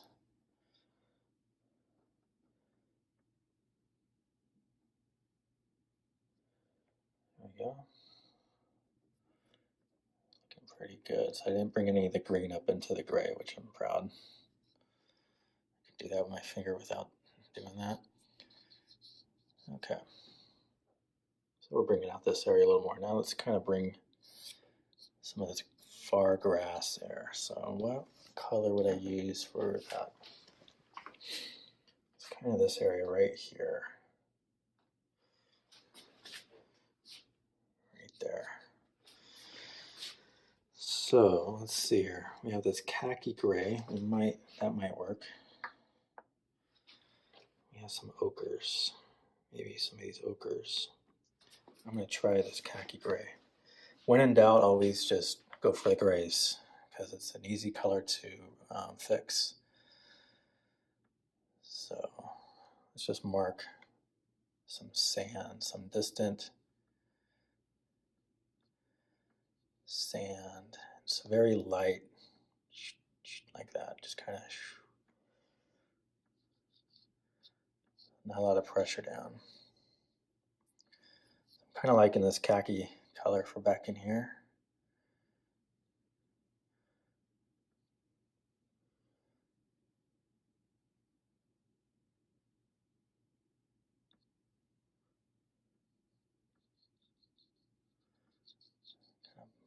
Blend, matching the lay of the land, right?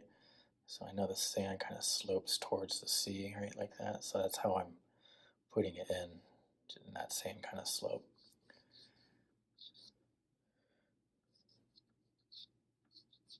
Okay.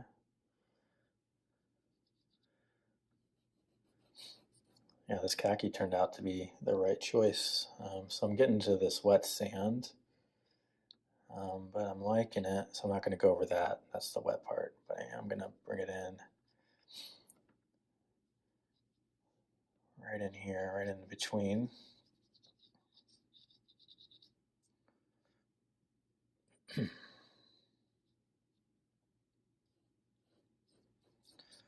And still has, I feel some oil down here, so I'm still good with the oil.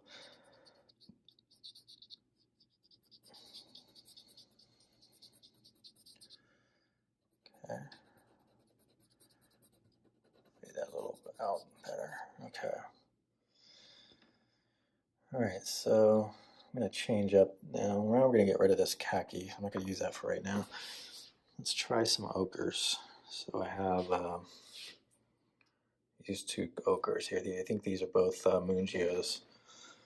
This one's been around for a while. It's like a medium ochre, and then I have a light ochre. Same color, just a little bit darker value between each. So let's put some ochre down. Let's try this. Let's try with the darker one. And that's going to come in here. And I'm not putting oil down. I'm kind of liking the texture of this right now.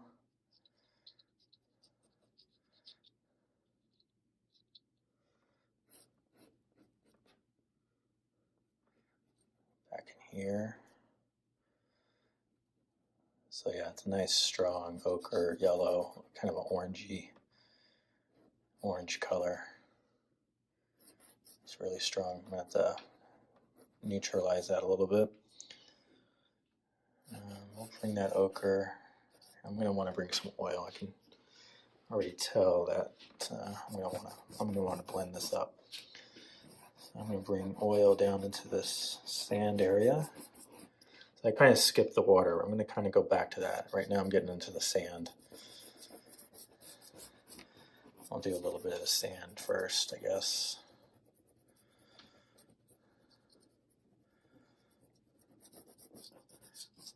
Okay.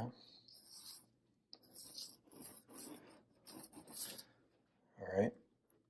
And I'm going to bring some of that khaki gray on top of the ochre. That will help knock that strong orange color back a little.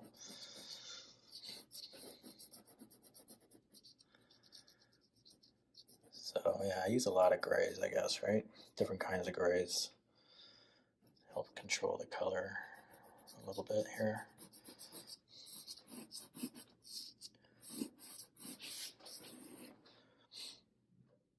And this khaki gray is actually a nupastel that I found like a month or two ago at my art store. So my art store, which is about 4 or 5 miles away from me, is cool. One cool thing about it is I can get Sennelier open stock, I can get nupastel open stock, and I can get the nupastels.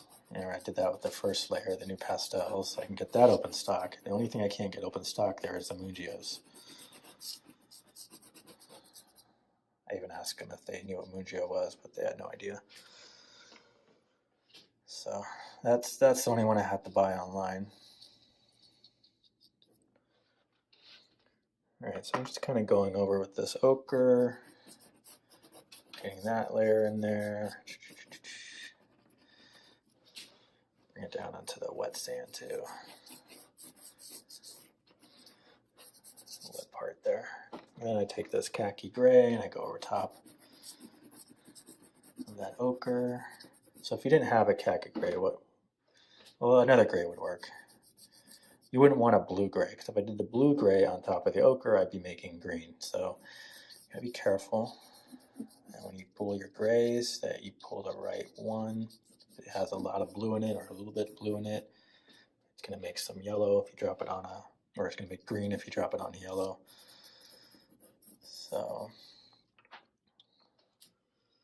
okay, so now let's bring in a lighter ochre, maybe towards some kind of the front part here. This is a really light ochre. Looks almost like yellow. Maybe that kind of comes in like that. And a little bit more of that khaki on top.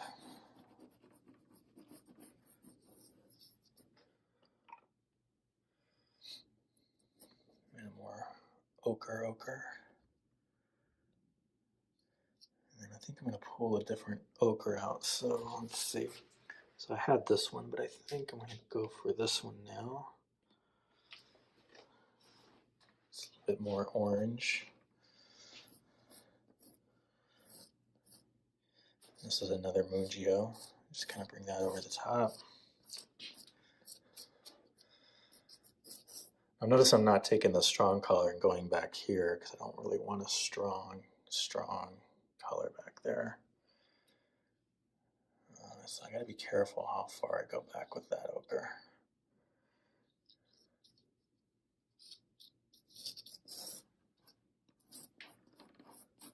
Okay. And then for this dark part, we're going to bring in, let's try this one. This is another nupastel that I recently found. It's kind of this chocolate gray. It's definitely a gray, but it's got some chocolate, kind of like a milk chocolate. Yeah, let's bring that over the top. Yeah, I'm liking that already. This one I just found last week. It's a Oil Pastel. Perfect. Perfect wet sand color for me right now. In fact, we're going to use it back in here too. So I'm going to put some oil here.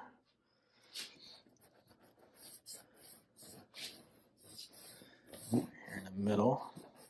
I still have the oil in the water, but I need some right here.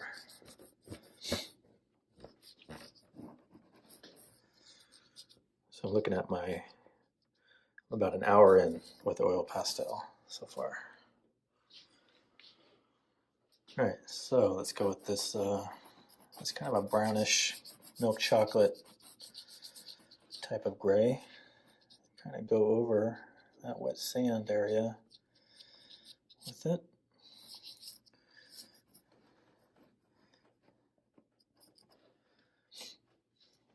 And even up here.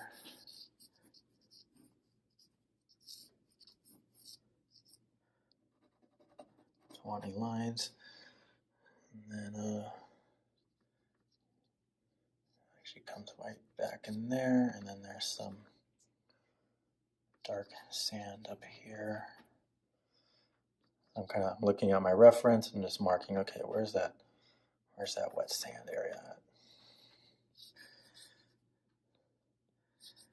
I'm not going to bring this back in here yet. I'll just see what it looks like up here, because I kind of liking already how this looks. So maybe we won't even have to really touch that area a lot.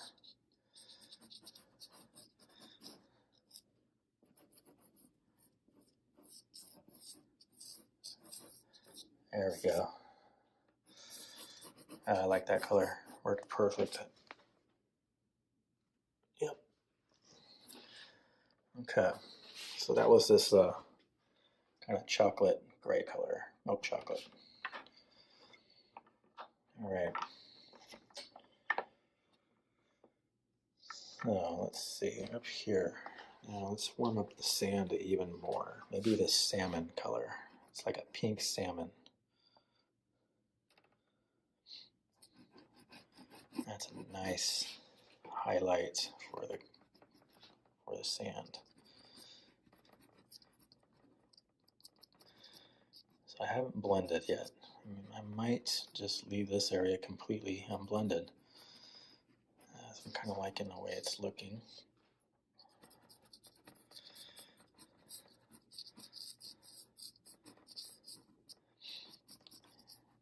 Get some interesting texture in this. That's kind of working to my favor. And if I were to blend that out, I would lose that. So I don't think I'm going to blend this part.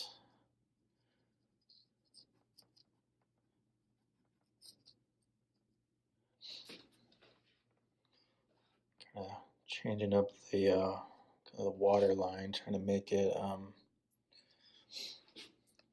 look natural. And this is the part I got to be careful, because I can't have it too bright back here. Very careful.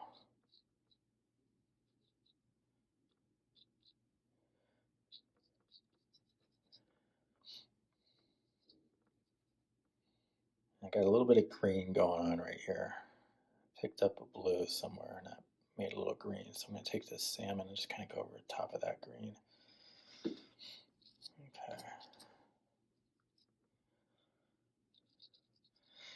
Now what's cool about this painting is I did this in a plein air version. So I did a plein air and it took me, I did it in an hour and a half actually. And it was 100% oil pastel plein air. I used neo pastels. And it was the same size, but on a different paper. It was on the Sen pad, the Sen, it's got the spirals in it, you know. I did it on that, and I did it in an hour and a half. So this is the same scene, but a picture of it in a studio. Okay, so down here I'm going to bring a little gray. So here's my grays. I think I'm going to try a darker gray right here. I see a little gray in the sand down there.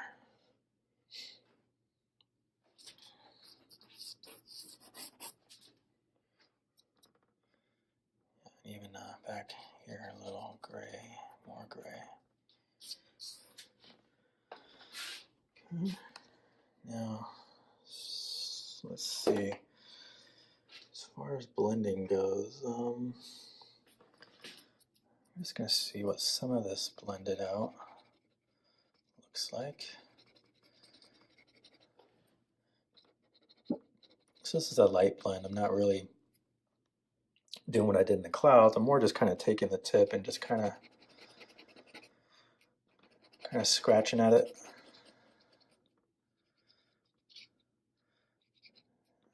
Bring down that brightness there. You change the value of the color by going over it with a stump. Changes the value of the color. Help it sit back a little bit better. Okay, I'm liking this. This is pretty good right there.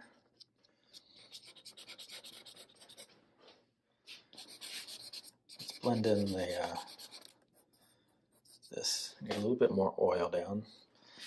So this is that wet sand that's reflecting. It's wet, so it's you can tell it's wet. You can see that shiny, watery wet. It's also reflecting some sky color. Right now it's really on the brown side, so I'm going to have to put some blue in it to kind of help reflect some of that gray sky. But I'm going to smooth it out with this stump. And fingers. Okay. Careful back in there. And I'm saying careful back in there because I already like the way that looks.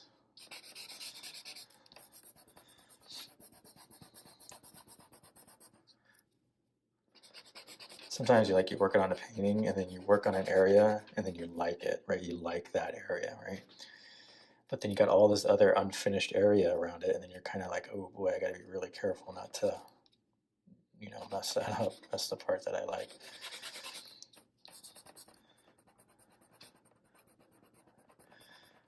All right, now I'm starting to get a nice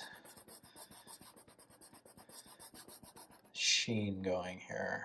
It's kind of like how I do some water sometimes. I'll just do this with my fingers and stomp, this, stomp, and then more oil.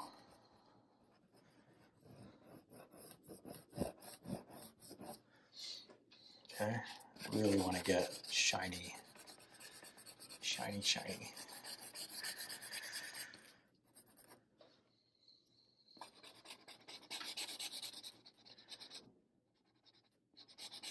Okay, so let's take a look there. It's pretty dark, right? If you look at the reference, this is the part here, right? It's that wet part of the sand. So there, you can see in the picture there's a lot of blue, a lot of more blue and grays in it. Or mine's just mostly brown right now. Let's drop some gray into it. Let's see. Let's get a gray that's got some blue in it, which I believe was this one's definitely got blue in it. Let's just drop a little on top of that. Now it's a lighter value, so it's definitely going to lighten it up. Let's just see what the gray on there kind of does for me. I don't know if it's enough blue. It's not, but back in here might be better.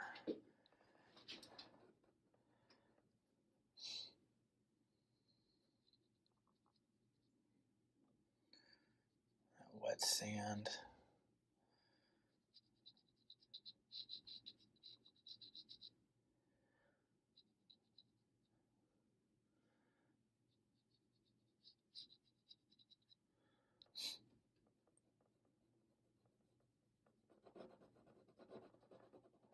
my fingernail a little, kind of scratch it.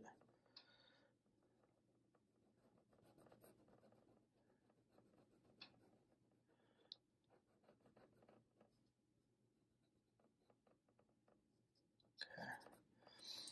So I want a little bit stronger blue. So let's see here. So this gray. All right, but I don't want to bring the Prussian. So what blue would work? Maybe the lavender, or maybe this one right here. Maybe these would work. And the lavender is going to be the lightest, right? So let's try this one. This is a, you can see it there. Not sure what kind of blue you would call that. Whatever. Let's just try a little on there.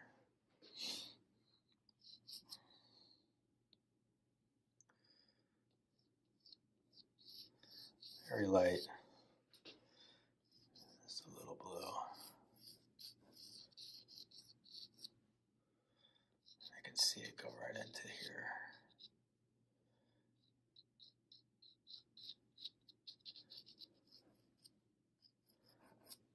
Okay.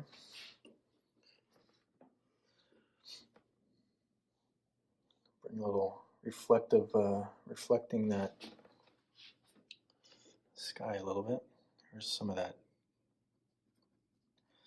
kind of the medium dark gray that I had. So I'm going to go over just a little gray.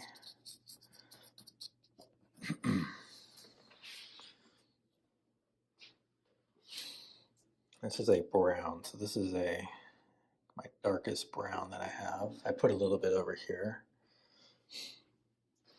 And then let's put a little bit of that brown right at that front wave breaking right there. Maybe even a little bit scrummed over the top.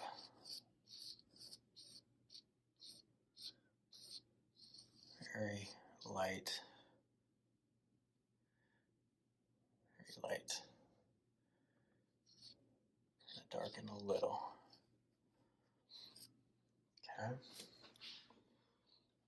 Maybe more of that blue. So this is that same blue, just a little more. Okay. Let's blend it up. Let's see what it looks like all blended now. Find a good stem, maybe this one right here.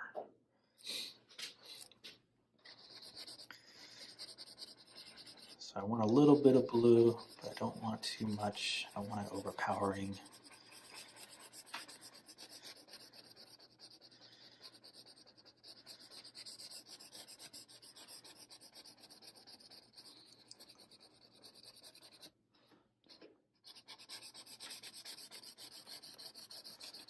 So easy to blend all that oil down. Just kind of mix it up like that, and then go back over like that. Kind of mix the colors together like that. Make sure I finish horizontal like the beach is.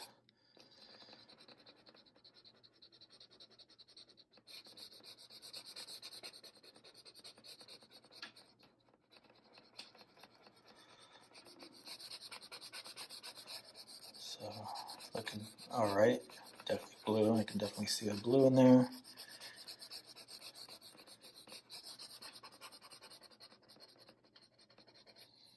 Be careful with that blue. I don't want to bring it into the ochre.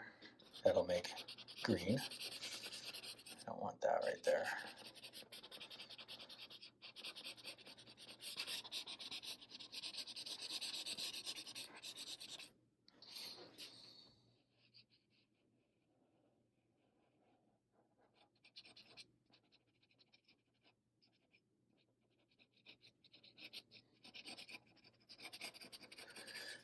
All right, starting to get into the water here. Here's my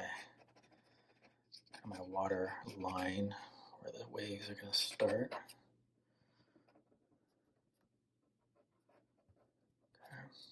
All right. It's kind of the wrong blue, though. It's kind of the wrong blue. I think that lavender was probably the better option, which is this. Two different kinds of lavenders. Yeah, I see more lavender into it, so I'm gonna.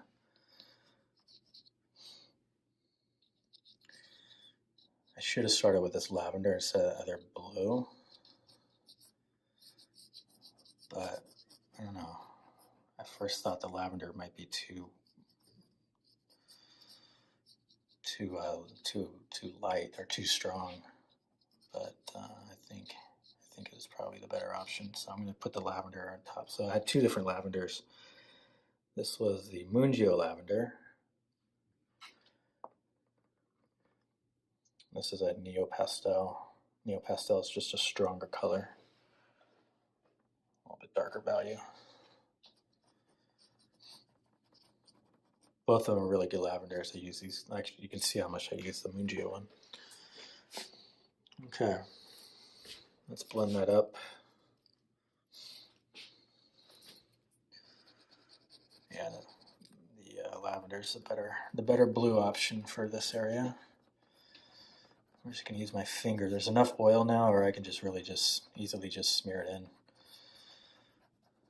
I got several layers of the Mungio Neo Pastel plus all that oil I put down.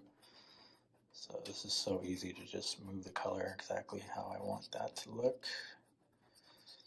Okay, that's looking better. That's the better blue. And leave the edges here. These are the edges. Leave them a little dark. Just because there's more water on that surface of the sand than there is here.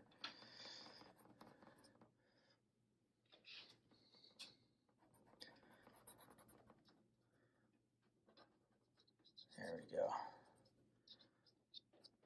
Yeah, lavender is perfect. Yeah, lavender comes in handy in a lot of my paintings. All right, so I'm going to take that same, this is the Mungio lavender, which was this one. And just a little back in here, a little bit. There we go.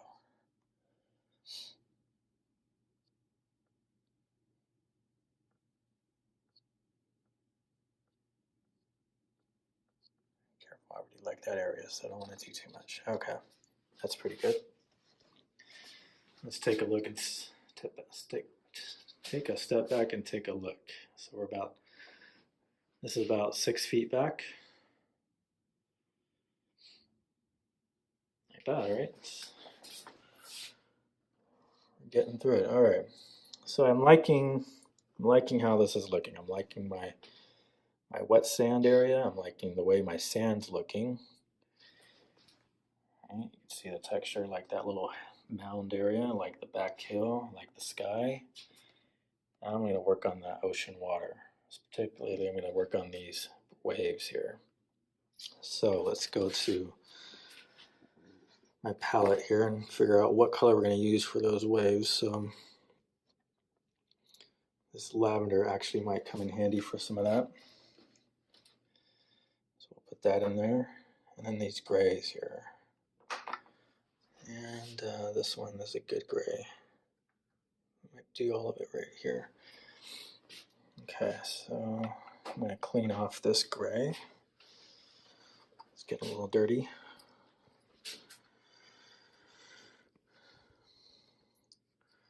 I wish this thing was interactive, and I wish I could talk to you guys while I paint. That would be so much fun. Okay.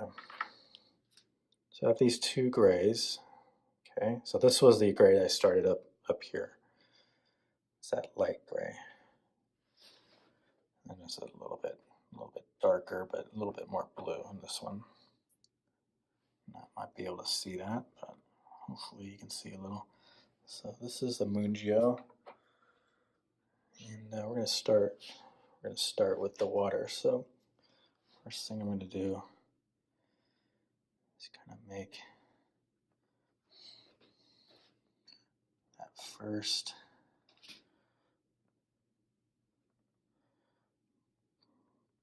shallowy part of the break, that very shallow part that's kind of receding back, you know, as the waves come in and the part moves back. It's kind of this area.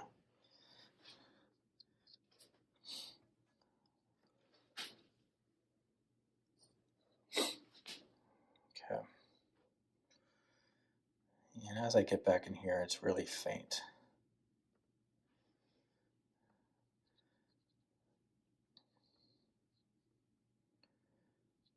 Maybe it, even some of it breaks off. Kind of does that stuff.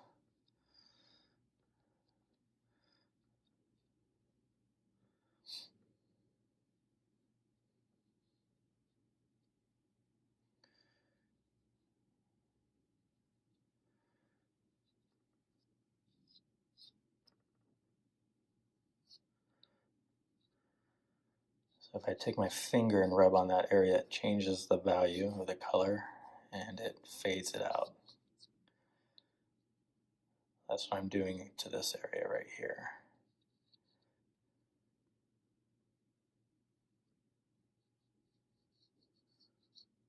Okay. Just a little right there. Okay, so there's that first part. Okay. Now, let's keep going with this use the same grade. I'm going to kind of itch in. If you look at the breaks here, it's just really one value. It's just all the way across. Oh, that's my wife, by the way. I keep going to her. So yeah, let's do that.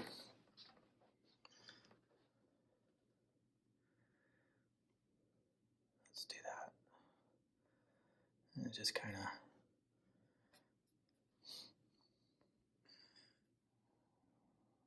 okay. So I'm getting to this real oily here, and when I press down, I'm not getting as much pigment on the surface.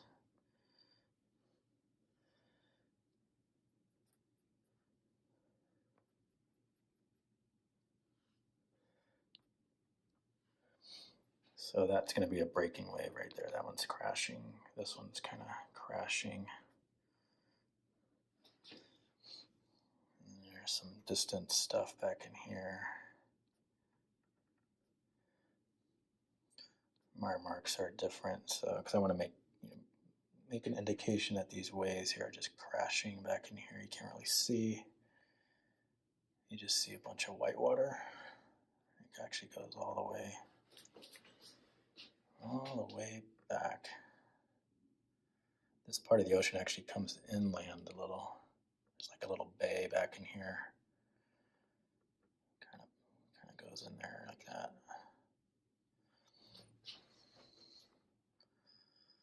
Okay.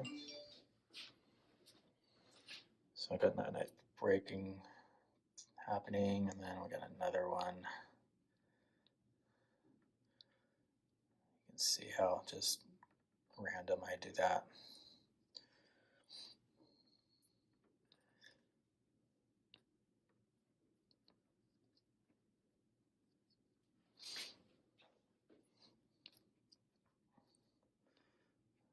More of the waves. Okay, you get the idea. Just vary it up. The more you do it, the better you become at it. So just practice. Just practice. Just do lots of paintings. It's all there is to this, really. Every time you just get a little bit better, you learn something new, you apply that to the next painting, you try something new on the next painting, you learn something more new. Yeah, and then like 100 paintings later, you're a different kind of painter.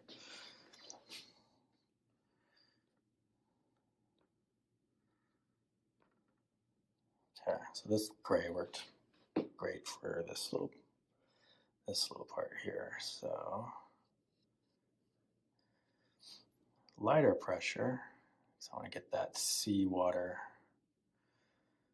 you know, that foamy parts in the sea that kind of you can see in the water.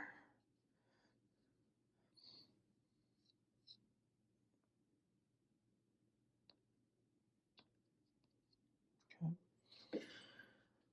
And then maybe even behind the big one there, we got kind of some other little.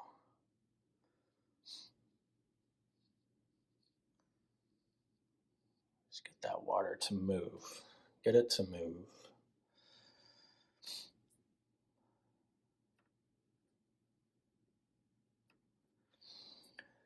I just vary it. Like I'll put down a lot of pressure and that gives me more oil pastel pigment down, and then the color looks brighter because there's more pigment there, and then other areas are really loose, so there's less pigment. I'm just kind of like varying that up.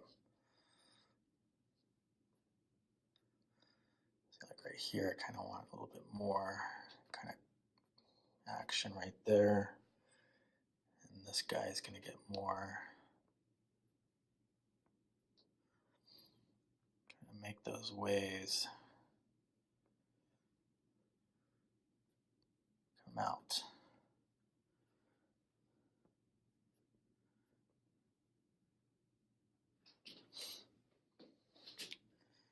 All right, you guys just get that idea. Just play around with that. Take your time. Sometimes I like to step back and look at it, make sure at least from 6 feet away it looks good. I'm going to take the smaller stump and kind of extend some of those marks out, because they kind of phase out there in the back. You can't really see the details back in there like you can up in here. Okay, so that was this gray here. Is that Mungio? The little bit I have left. And here is the gray that I had up here. Let's bring it to, so this should be a little lighter. When I put that down, it should be a little lighter, and I can see that it is a little lighter. It's a little bit brighter highlight. This is not white. This is gray. I haven't used white.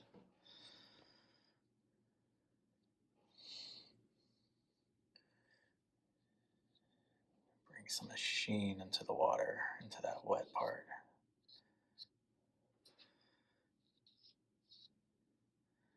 There's like some foam, a little bit of that sea foam in there.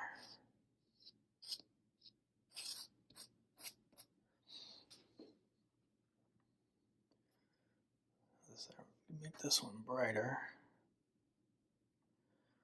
right at that crashing part, right? So I'm trying to really dig into it.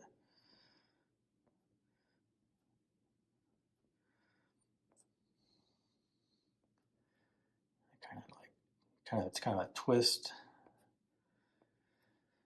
You know, you find a new part of the stick and then you kind of twist and push into it.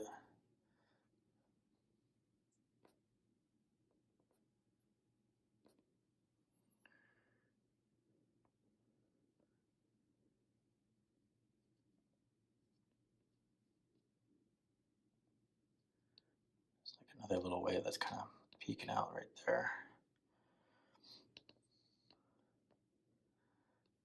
Okay.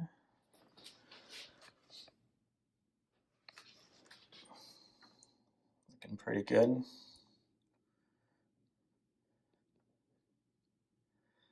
All right. A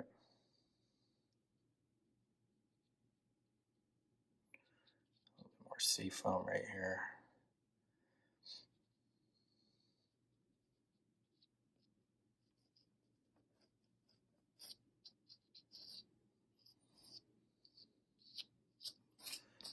Okay. All right. Kind of smooth that out a little bit more. So I like that brown in there, kind of makes it all nice and kind of that sandy, dirty water. So this is a light brown. I like that. Not the same darkness there, but I'm going to put a little, just a little brown in right at the shallowy parts. Just a little.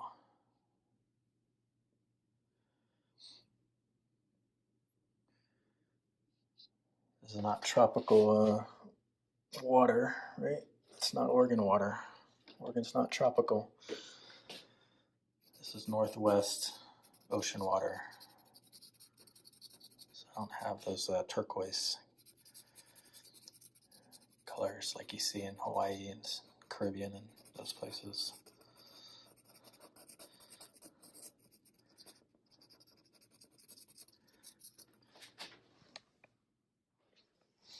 Kind of that shallow break area. Okay, so that was cool. I used a couple different grays here to get my highlights up in here. I want to bring a little bit a deeper value into the base part of the wave here. So what would I do for that? Maybe this Prussian blue might help. Let's just see.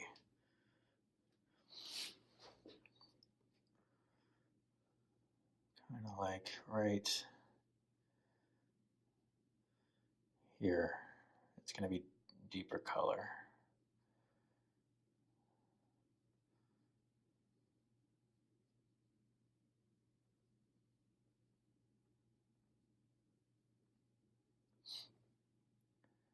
Nice pointy part of this little stick. After a while, using these oil pastels, they start dwindling down to these little shards, right?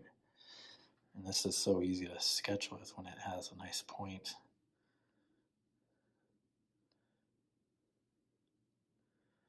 So we're bringing this blue here right at the base of this wave here, this big wave right here.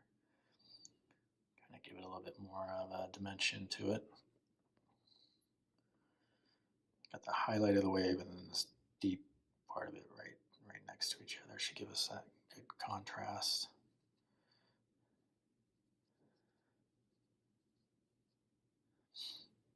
And back and behind it, maybe right. Some more lines back in here.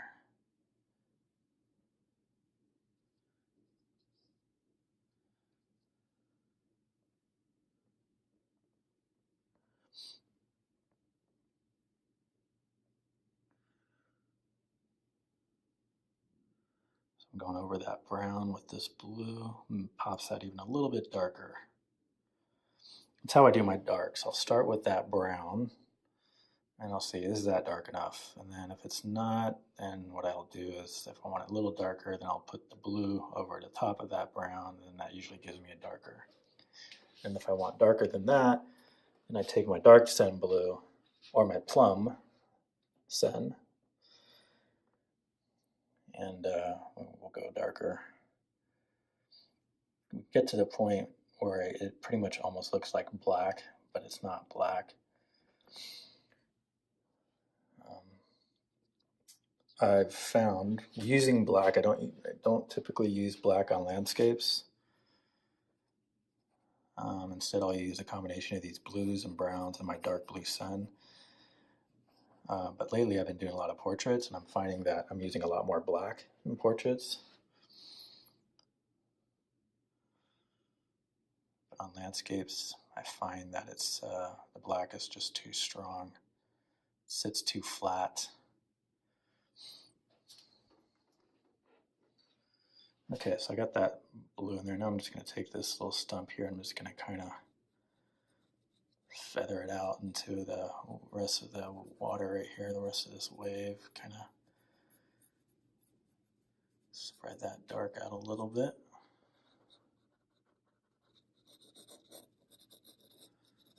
Okay, smooth out just a touch.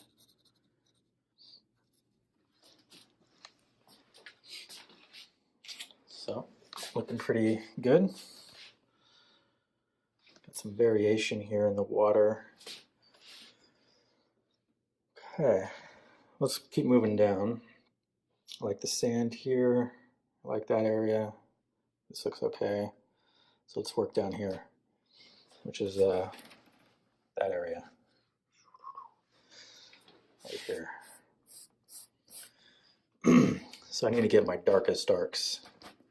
So we're going to take a brown and this blue, and no oil right now. And I'm just going to put the brown and the blue right down in this area. And I'm going to use the rest of this little little nub.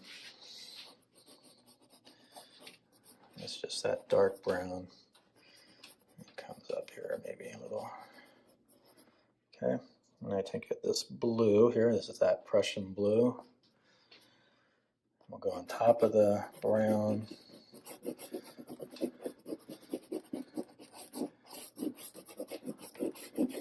Nice and dark.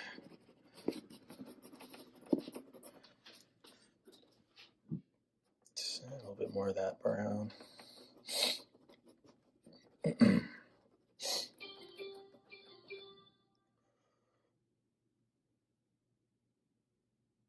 I was just reading some news there that popped up on my iPad. Something about the Lakers not wanting to sign Carmelo, which I agree with. But okay, so get a nice dark color in there.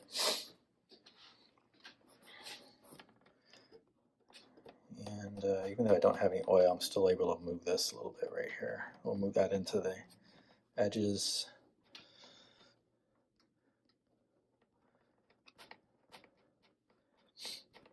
See, I like to get right into the edge. Right into the edge there. So when you pull the tape off, you get a nice clean, straight edge there.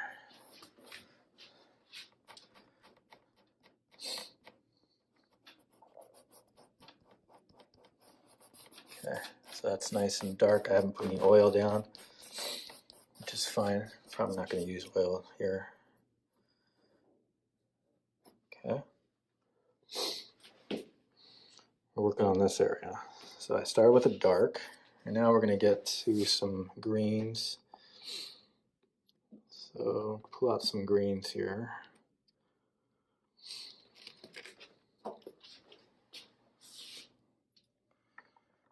Okay, put those down there.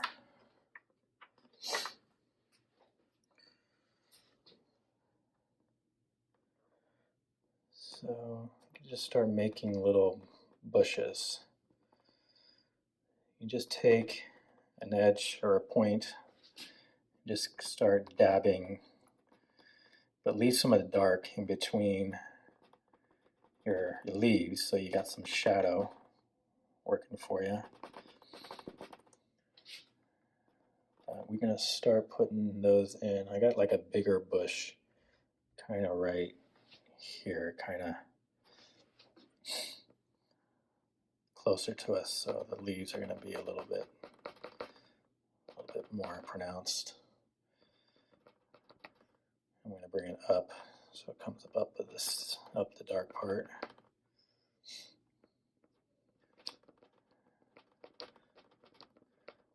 Okay, there's a bush there.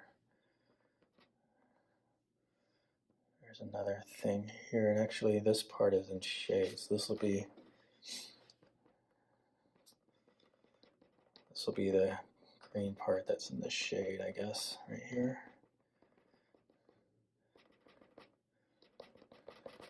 Maybe I can even put a path in here that kind of cuts right in through.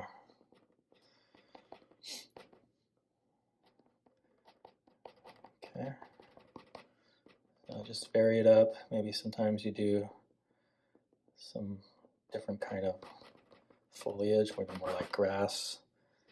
And some you just kind of poke, twist, make it like a leaf kind of shape. Just make it different. Don't make it all the same. Don't make all the same little dots all over the place. Change it. Okay, so I have some more of that shadow. Maybe there's some shadow grasses in here. So yeah, this is working well. I'm cutting right into that dark. Shadow grasses in there. And then another kind of bush is going to be right here. So marks.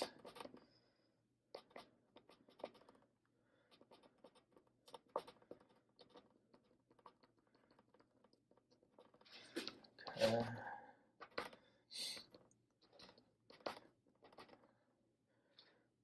It's just totally random. It's a mixture of different kinds of plants and grasses and stuff.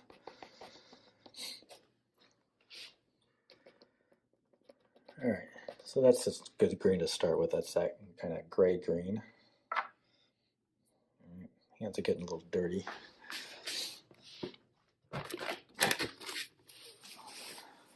You can also take a look at it from the step back. Get 6 feet back, about right there.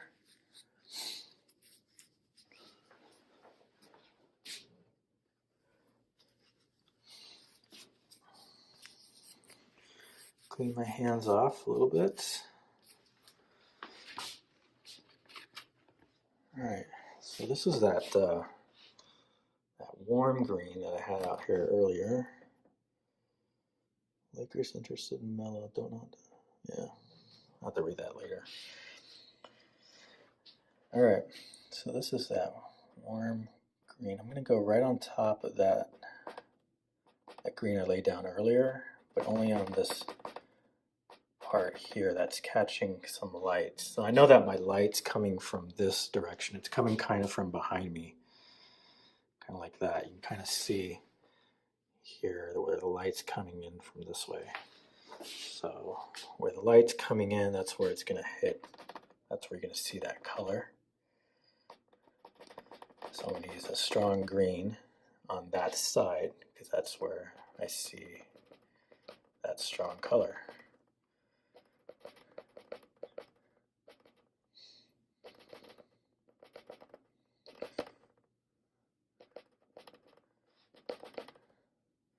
So that shadowy kind of green that we had, and then take this green.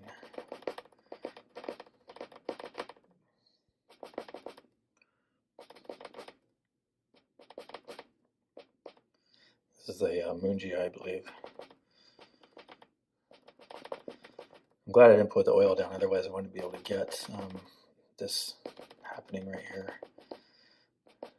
It'd be a lot harder. Okay.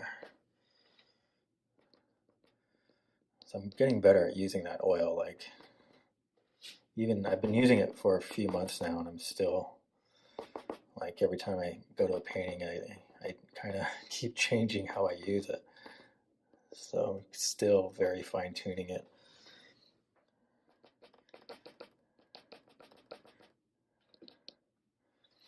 Okay, I'm gonna get a little bit down in here, but this will be a different green eventually. So just some random marks with this. Just some areas are cooler green, some are a warmer green. So I got to get stronger and brighter than this green. I know that because this is closer to us than that. Okay, so let's try a different green. That worked pretty well, but I need to go lighter. I need to go a little warmer. All right, this is where we start getting into my scents.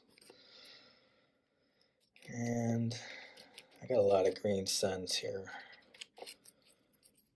These are probably the same, very close.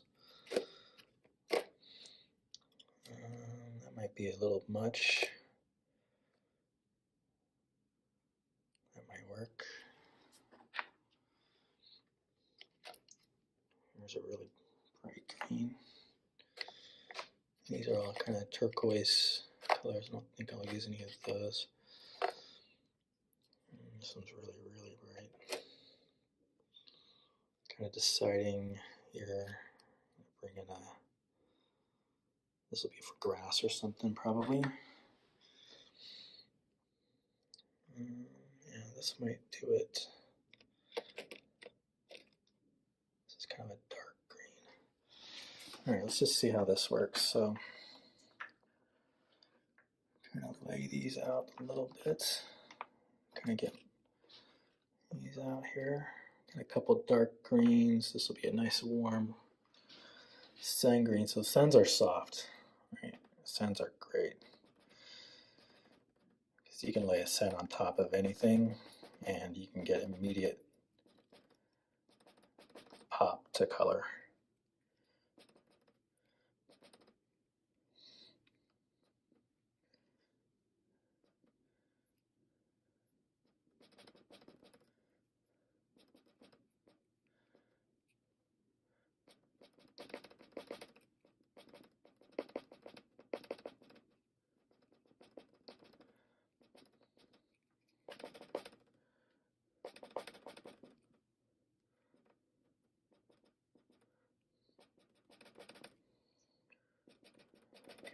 There's like this really, like these low-lying Oregon coast shrubs. They're just really dense, really thick, and they don't grow very high.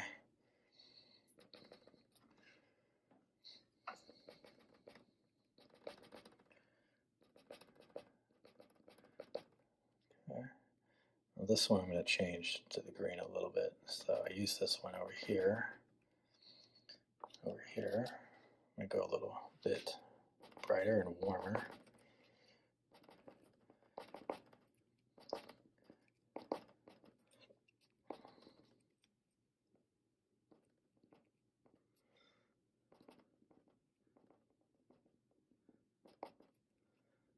Just pop some of those bright greens in there. Maybe a little over here to kind of.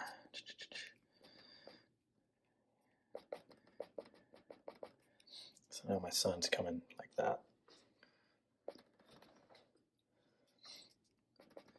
This is how you bring in light to a painting. So I need to peel off a little paper. So what's cool about these sands is the paper's already perforated in here. So it's so easy to just rip off a little section like that.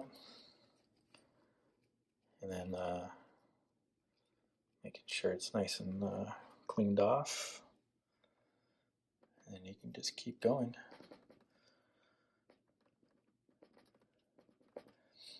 Every time I make a mark, I'm twisting.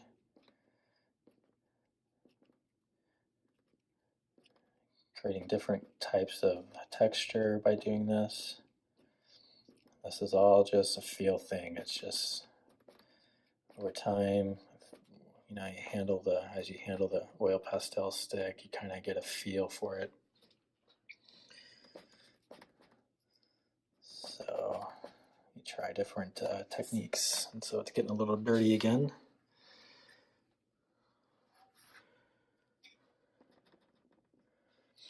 Okay, let's come back over here. So now when I get a little bit even warmer than the green, let's see what this is going to be a grass. This is going to be my grass for this area. It's kind of this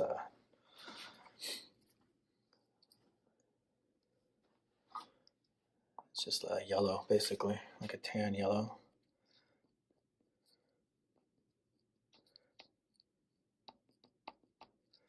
Let's put some grass down in here, kind of break up the texture, break up the green area.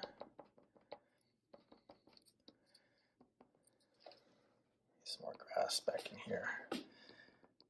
These marks are going to be a little bit shorter and smaller. This part's just slightly away from us.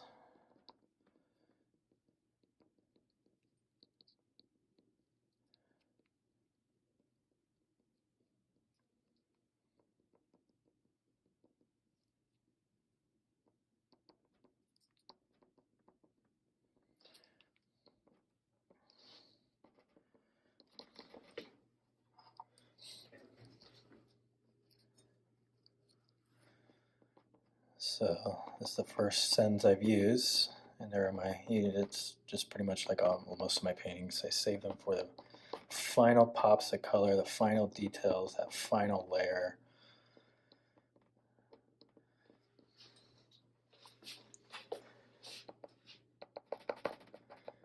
Kind of really mix the greens and this in there.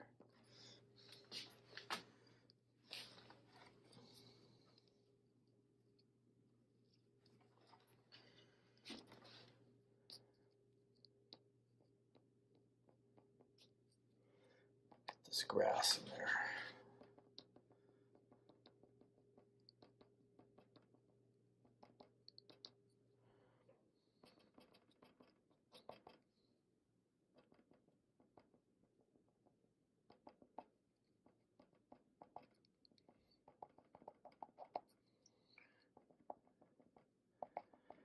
And this side of grass is going to be just a little bit more substantial.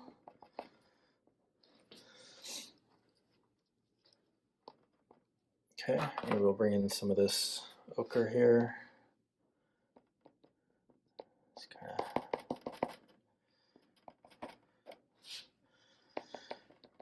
all right, there's no rhyme or reason to anything I'm doing now. Now I'm just going for it. This is always the best part of the painting, is when you get to a point where you got a lot of color down, everything's moving, and then you get to that sweet spot.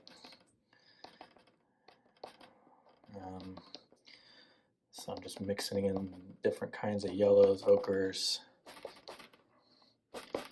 It's getting really slick back in there.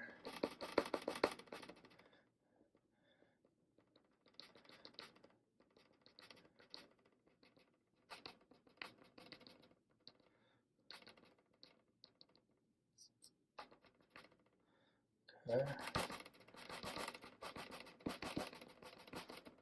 Okay. Let's bring some more color. So we have a pale yellow I haven't even used. Here's Sen's pale yellow, which is a really bright yellow.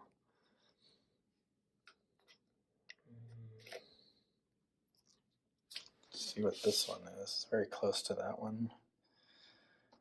Yeah, it's pretty much the same. Okay, let's do some yellows and oranges.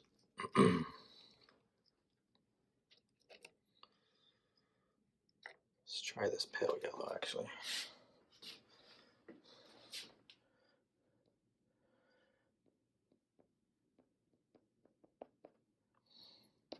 Yeah, a little bit of highlight here, right? Get a little differentiation here.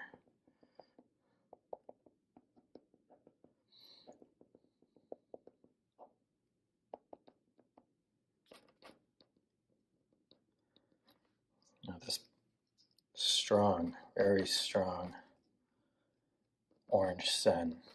Careful with this. It's a great color, but it is really strong. It's bright. But it'd be nice to get some of that orange pops in there.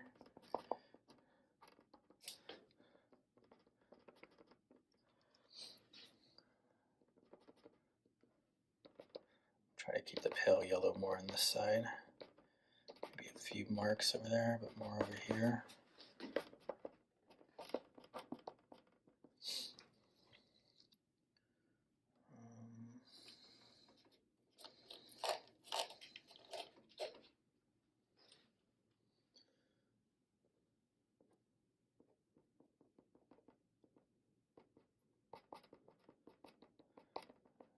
Different kind of green. That's a nupastel. Okay. Now let's help these greens out a little bit more. Let's help them out. So what color would help out the greens there?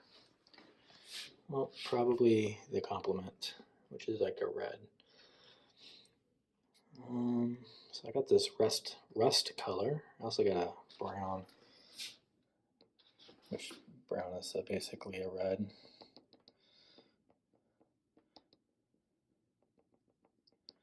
So put a little brown, kind of help complement the greens. And then we'll do a step further, and some of these will be a red.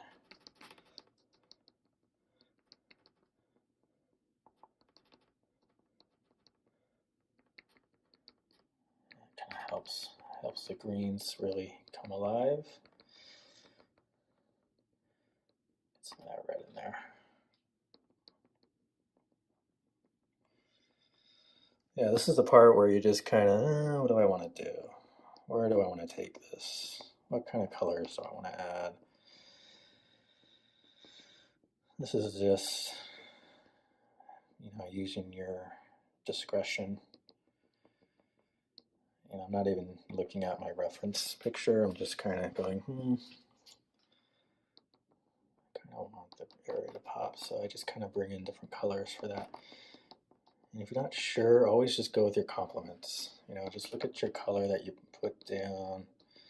You got a lot of greens. Bring in some oranges or some rust, some reds or something opposite to really help it. You know, if you got a lot of blues down, you know, get some deep reds behind it or something, oranges. You know, if you have purples or lavenders, a good complement to that is the yellow. So I'm just using this brown and this red together to kind of bring out these colors down in my foreground. This should be my brightest area. Okay. Looking pretty good. Now I'm going to do a little step further and bring in some blue. We'll try this blue. And bring in a little blue right in the shadow marks.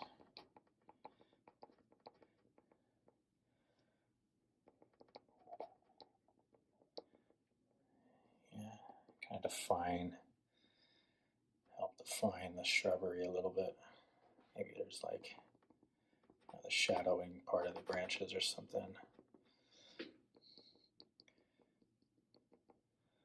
So right in my shadow, right in my darks is where I'm putting this blue at.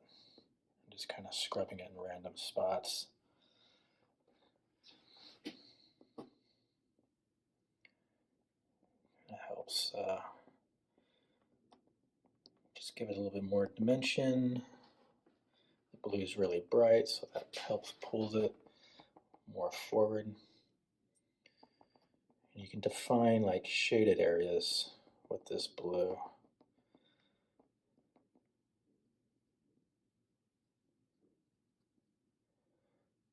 Get that grass shades.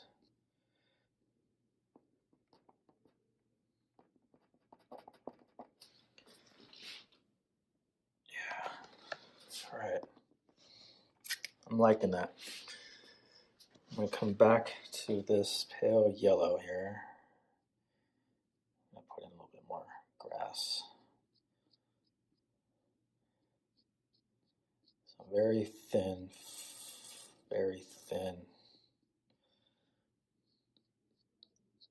just marks like this.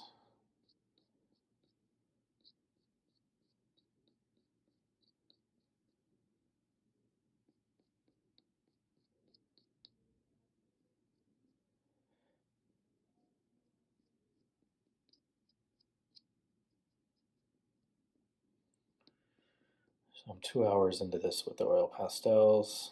I was about what, 20 or 30 minutes on the nupastels, so I'm getting to about 2.5 hours on this painting, roughly. I took a break in there too, and I've been doing a lot of talking. So if I wasn't teaching it, maybe you could do it faster. Speed's not important, but the only way it's important is because it gives me kind of a guide as far as where I'm at with certain scenes and my skill level. So for a lot of my landscapes, I'm kind of at that 2.5 to 3 hour mark. Is typically on a 12 by 16 on most scenes. That's kind of where I'm at. If the scene's a little bit more difficult, I'm a little longer. On my portraits, I'm looking at about 6 hours of work for the same size. And so I'm hoping over time I can get my portraiture down closer. It's not that I want to finish everything in that 2 or 3 hour mark. It's just an indication for me that says, okay, I'm just getting a little bit better. I'm just getting a little bit easier to get some things in. It's kind of like your, place marker. So I'm using this really light application to get in this grass.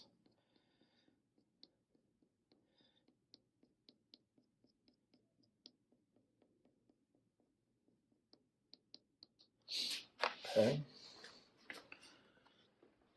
And let's see, some dark blue.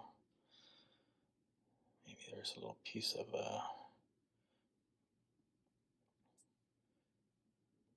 part of a wood, piece of driftwood or something in the grass that's down in there.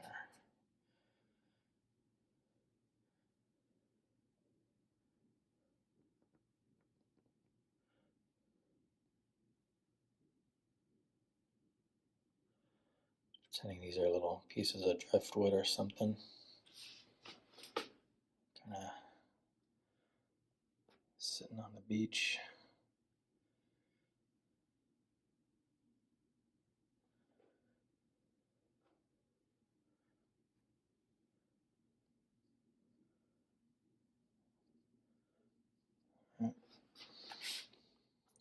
And some of this driftwood can have a little bit of a highlight, but not too much.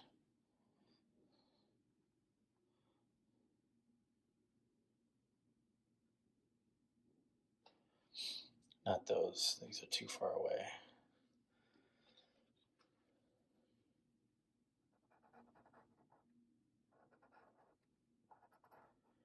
Kind of rub those out a little. Okay. So, how are we looking?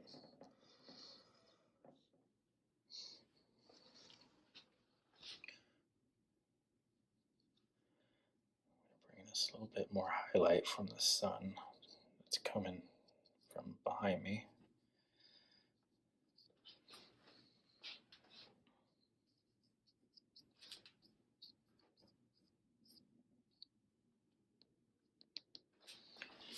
I wonder if this sun yellow would be too strong. The sun yellow is really, the sun pale yellow is a really strong yellow. But I might be able to pop that more back in here, right?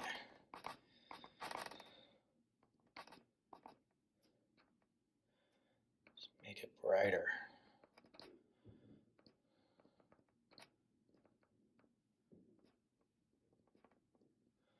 Ooh, and that, along with that orange. You can see how quickly I can change everything. A bit more orange. Blue, where's that blue? This one.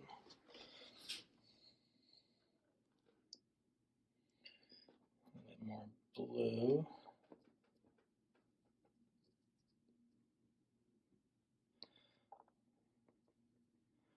Stronger shadow.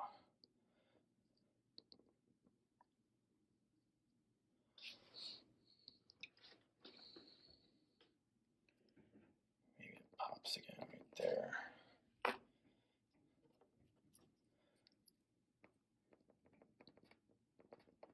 Different kinds of greens. Yeah, vary the greens up. Blue again.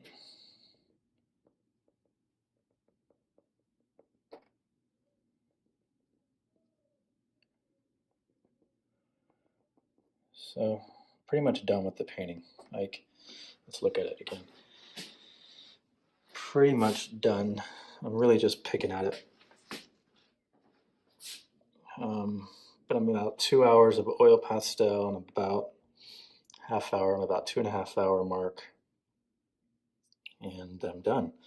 Let's take a look here. So there's the painting. There's the picture.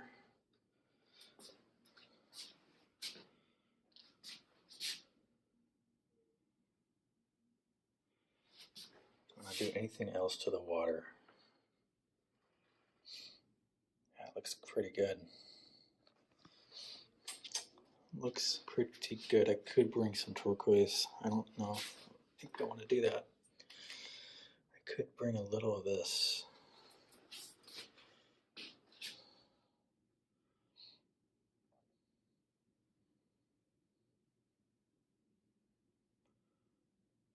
On the inside of that one wave right here, maybe.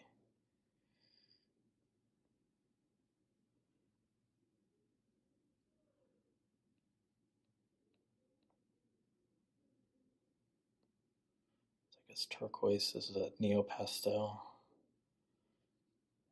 Basically a nice green turquoise. See how I'm just kind of bringing a little bit more to the wave there. I don't want to get crazy with this color because it'll start looking like Hawaii waters. I want to stay true to the ocean off the Oregon coast. So yeah, I am finishing out. The rest of this is I'm just picking at it really.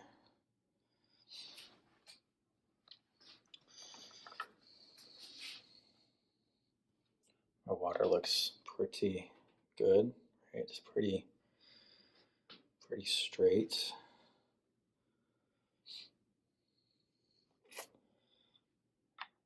A little bit, just a little bit more lavender.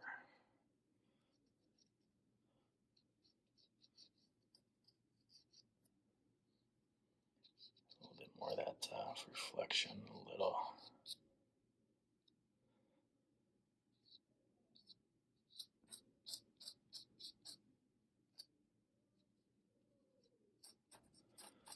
That's good.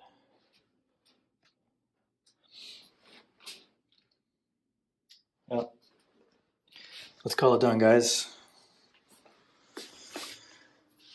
Let's call that a finished painting.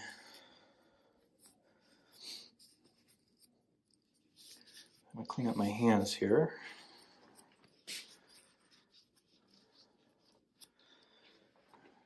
Okay, let's put all my colors that I had up here, let's put them back down to the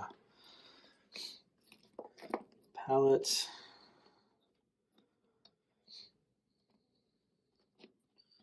Okay.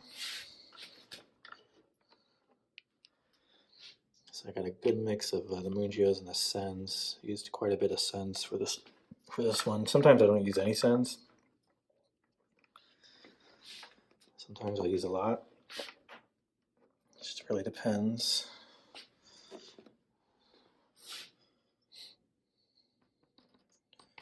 This is a nice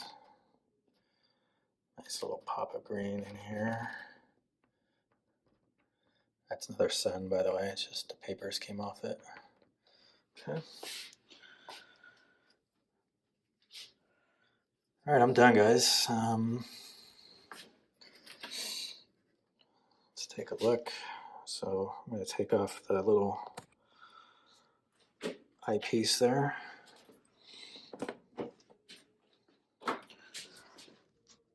So there's my reference. There's my painting. See, my reference has a lot more grass than my painting does. Grass is way more pronounced in the picture than the painting. That's all right.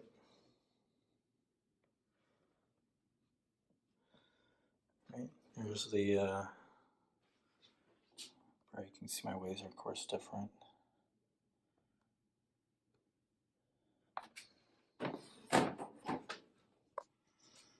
Actually want to change that just slightly.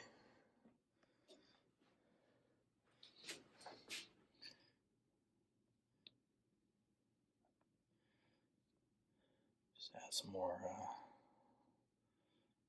movement in the water here. Like a shallowy little breakage happening right there.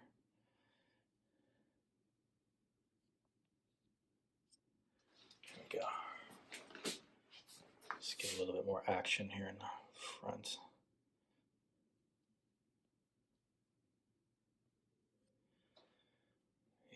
And if I want to make that a little bit more pronounced, then all you do is you just take a dark underneath it. You just kind of go right underneath the highlight.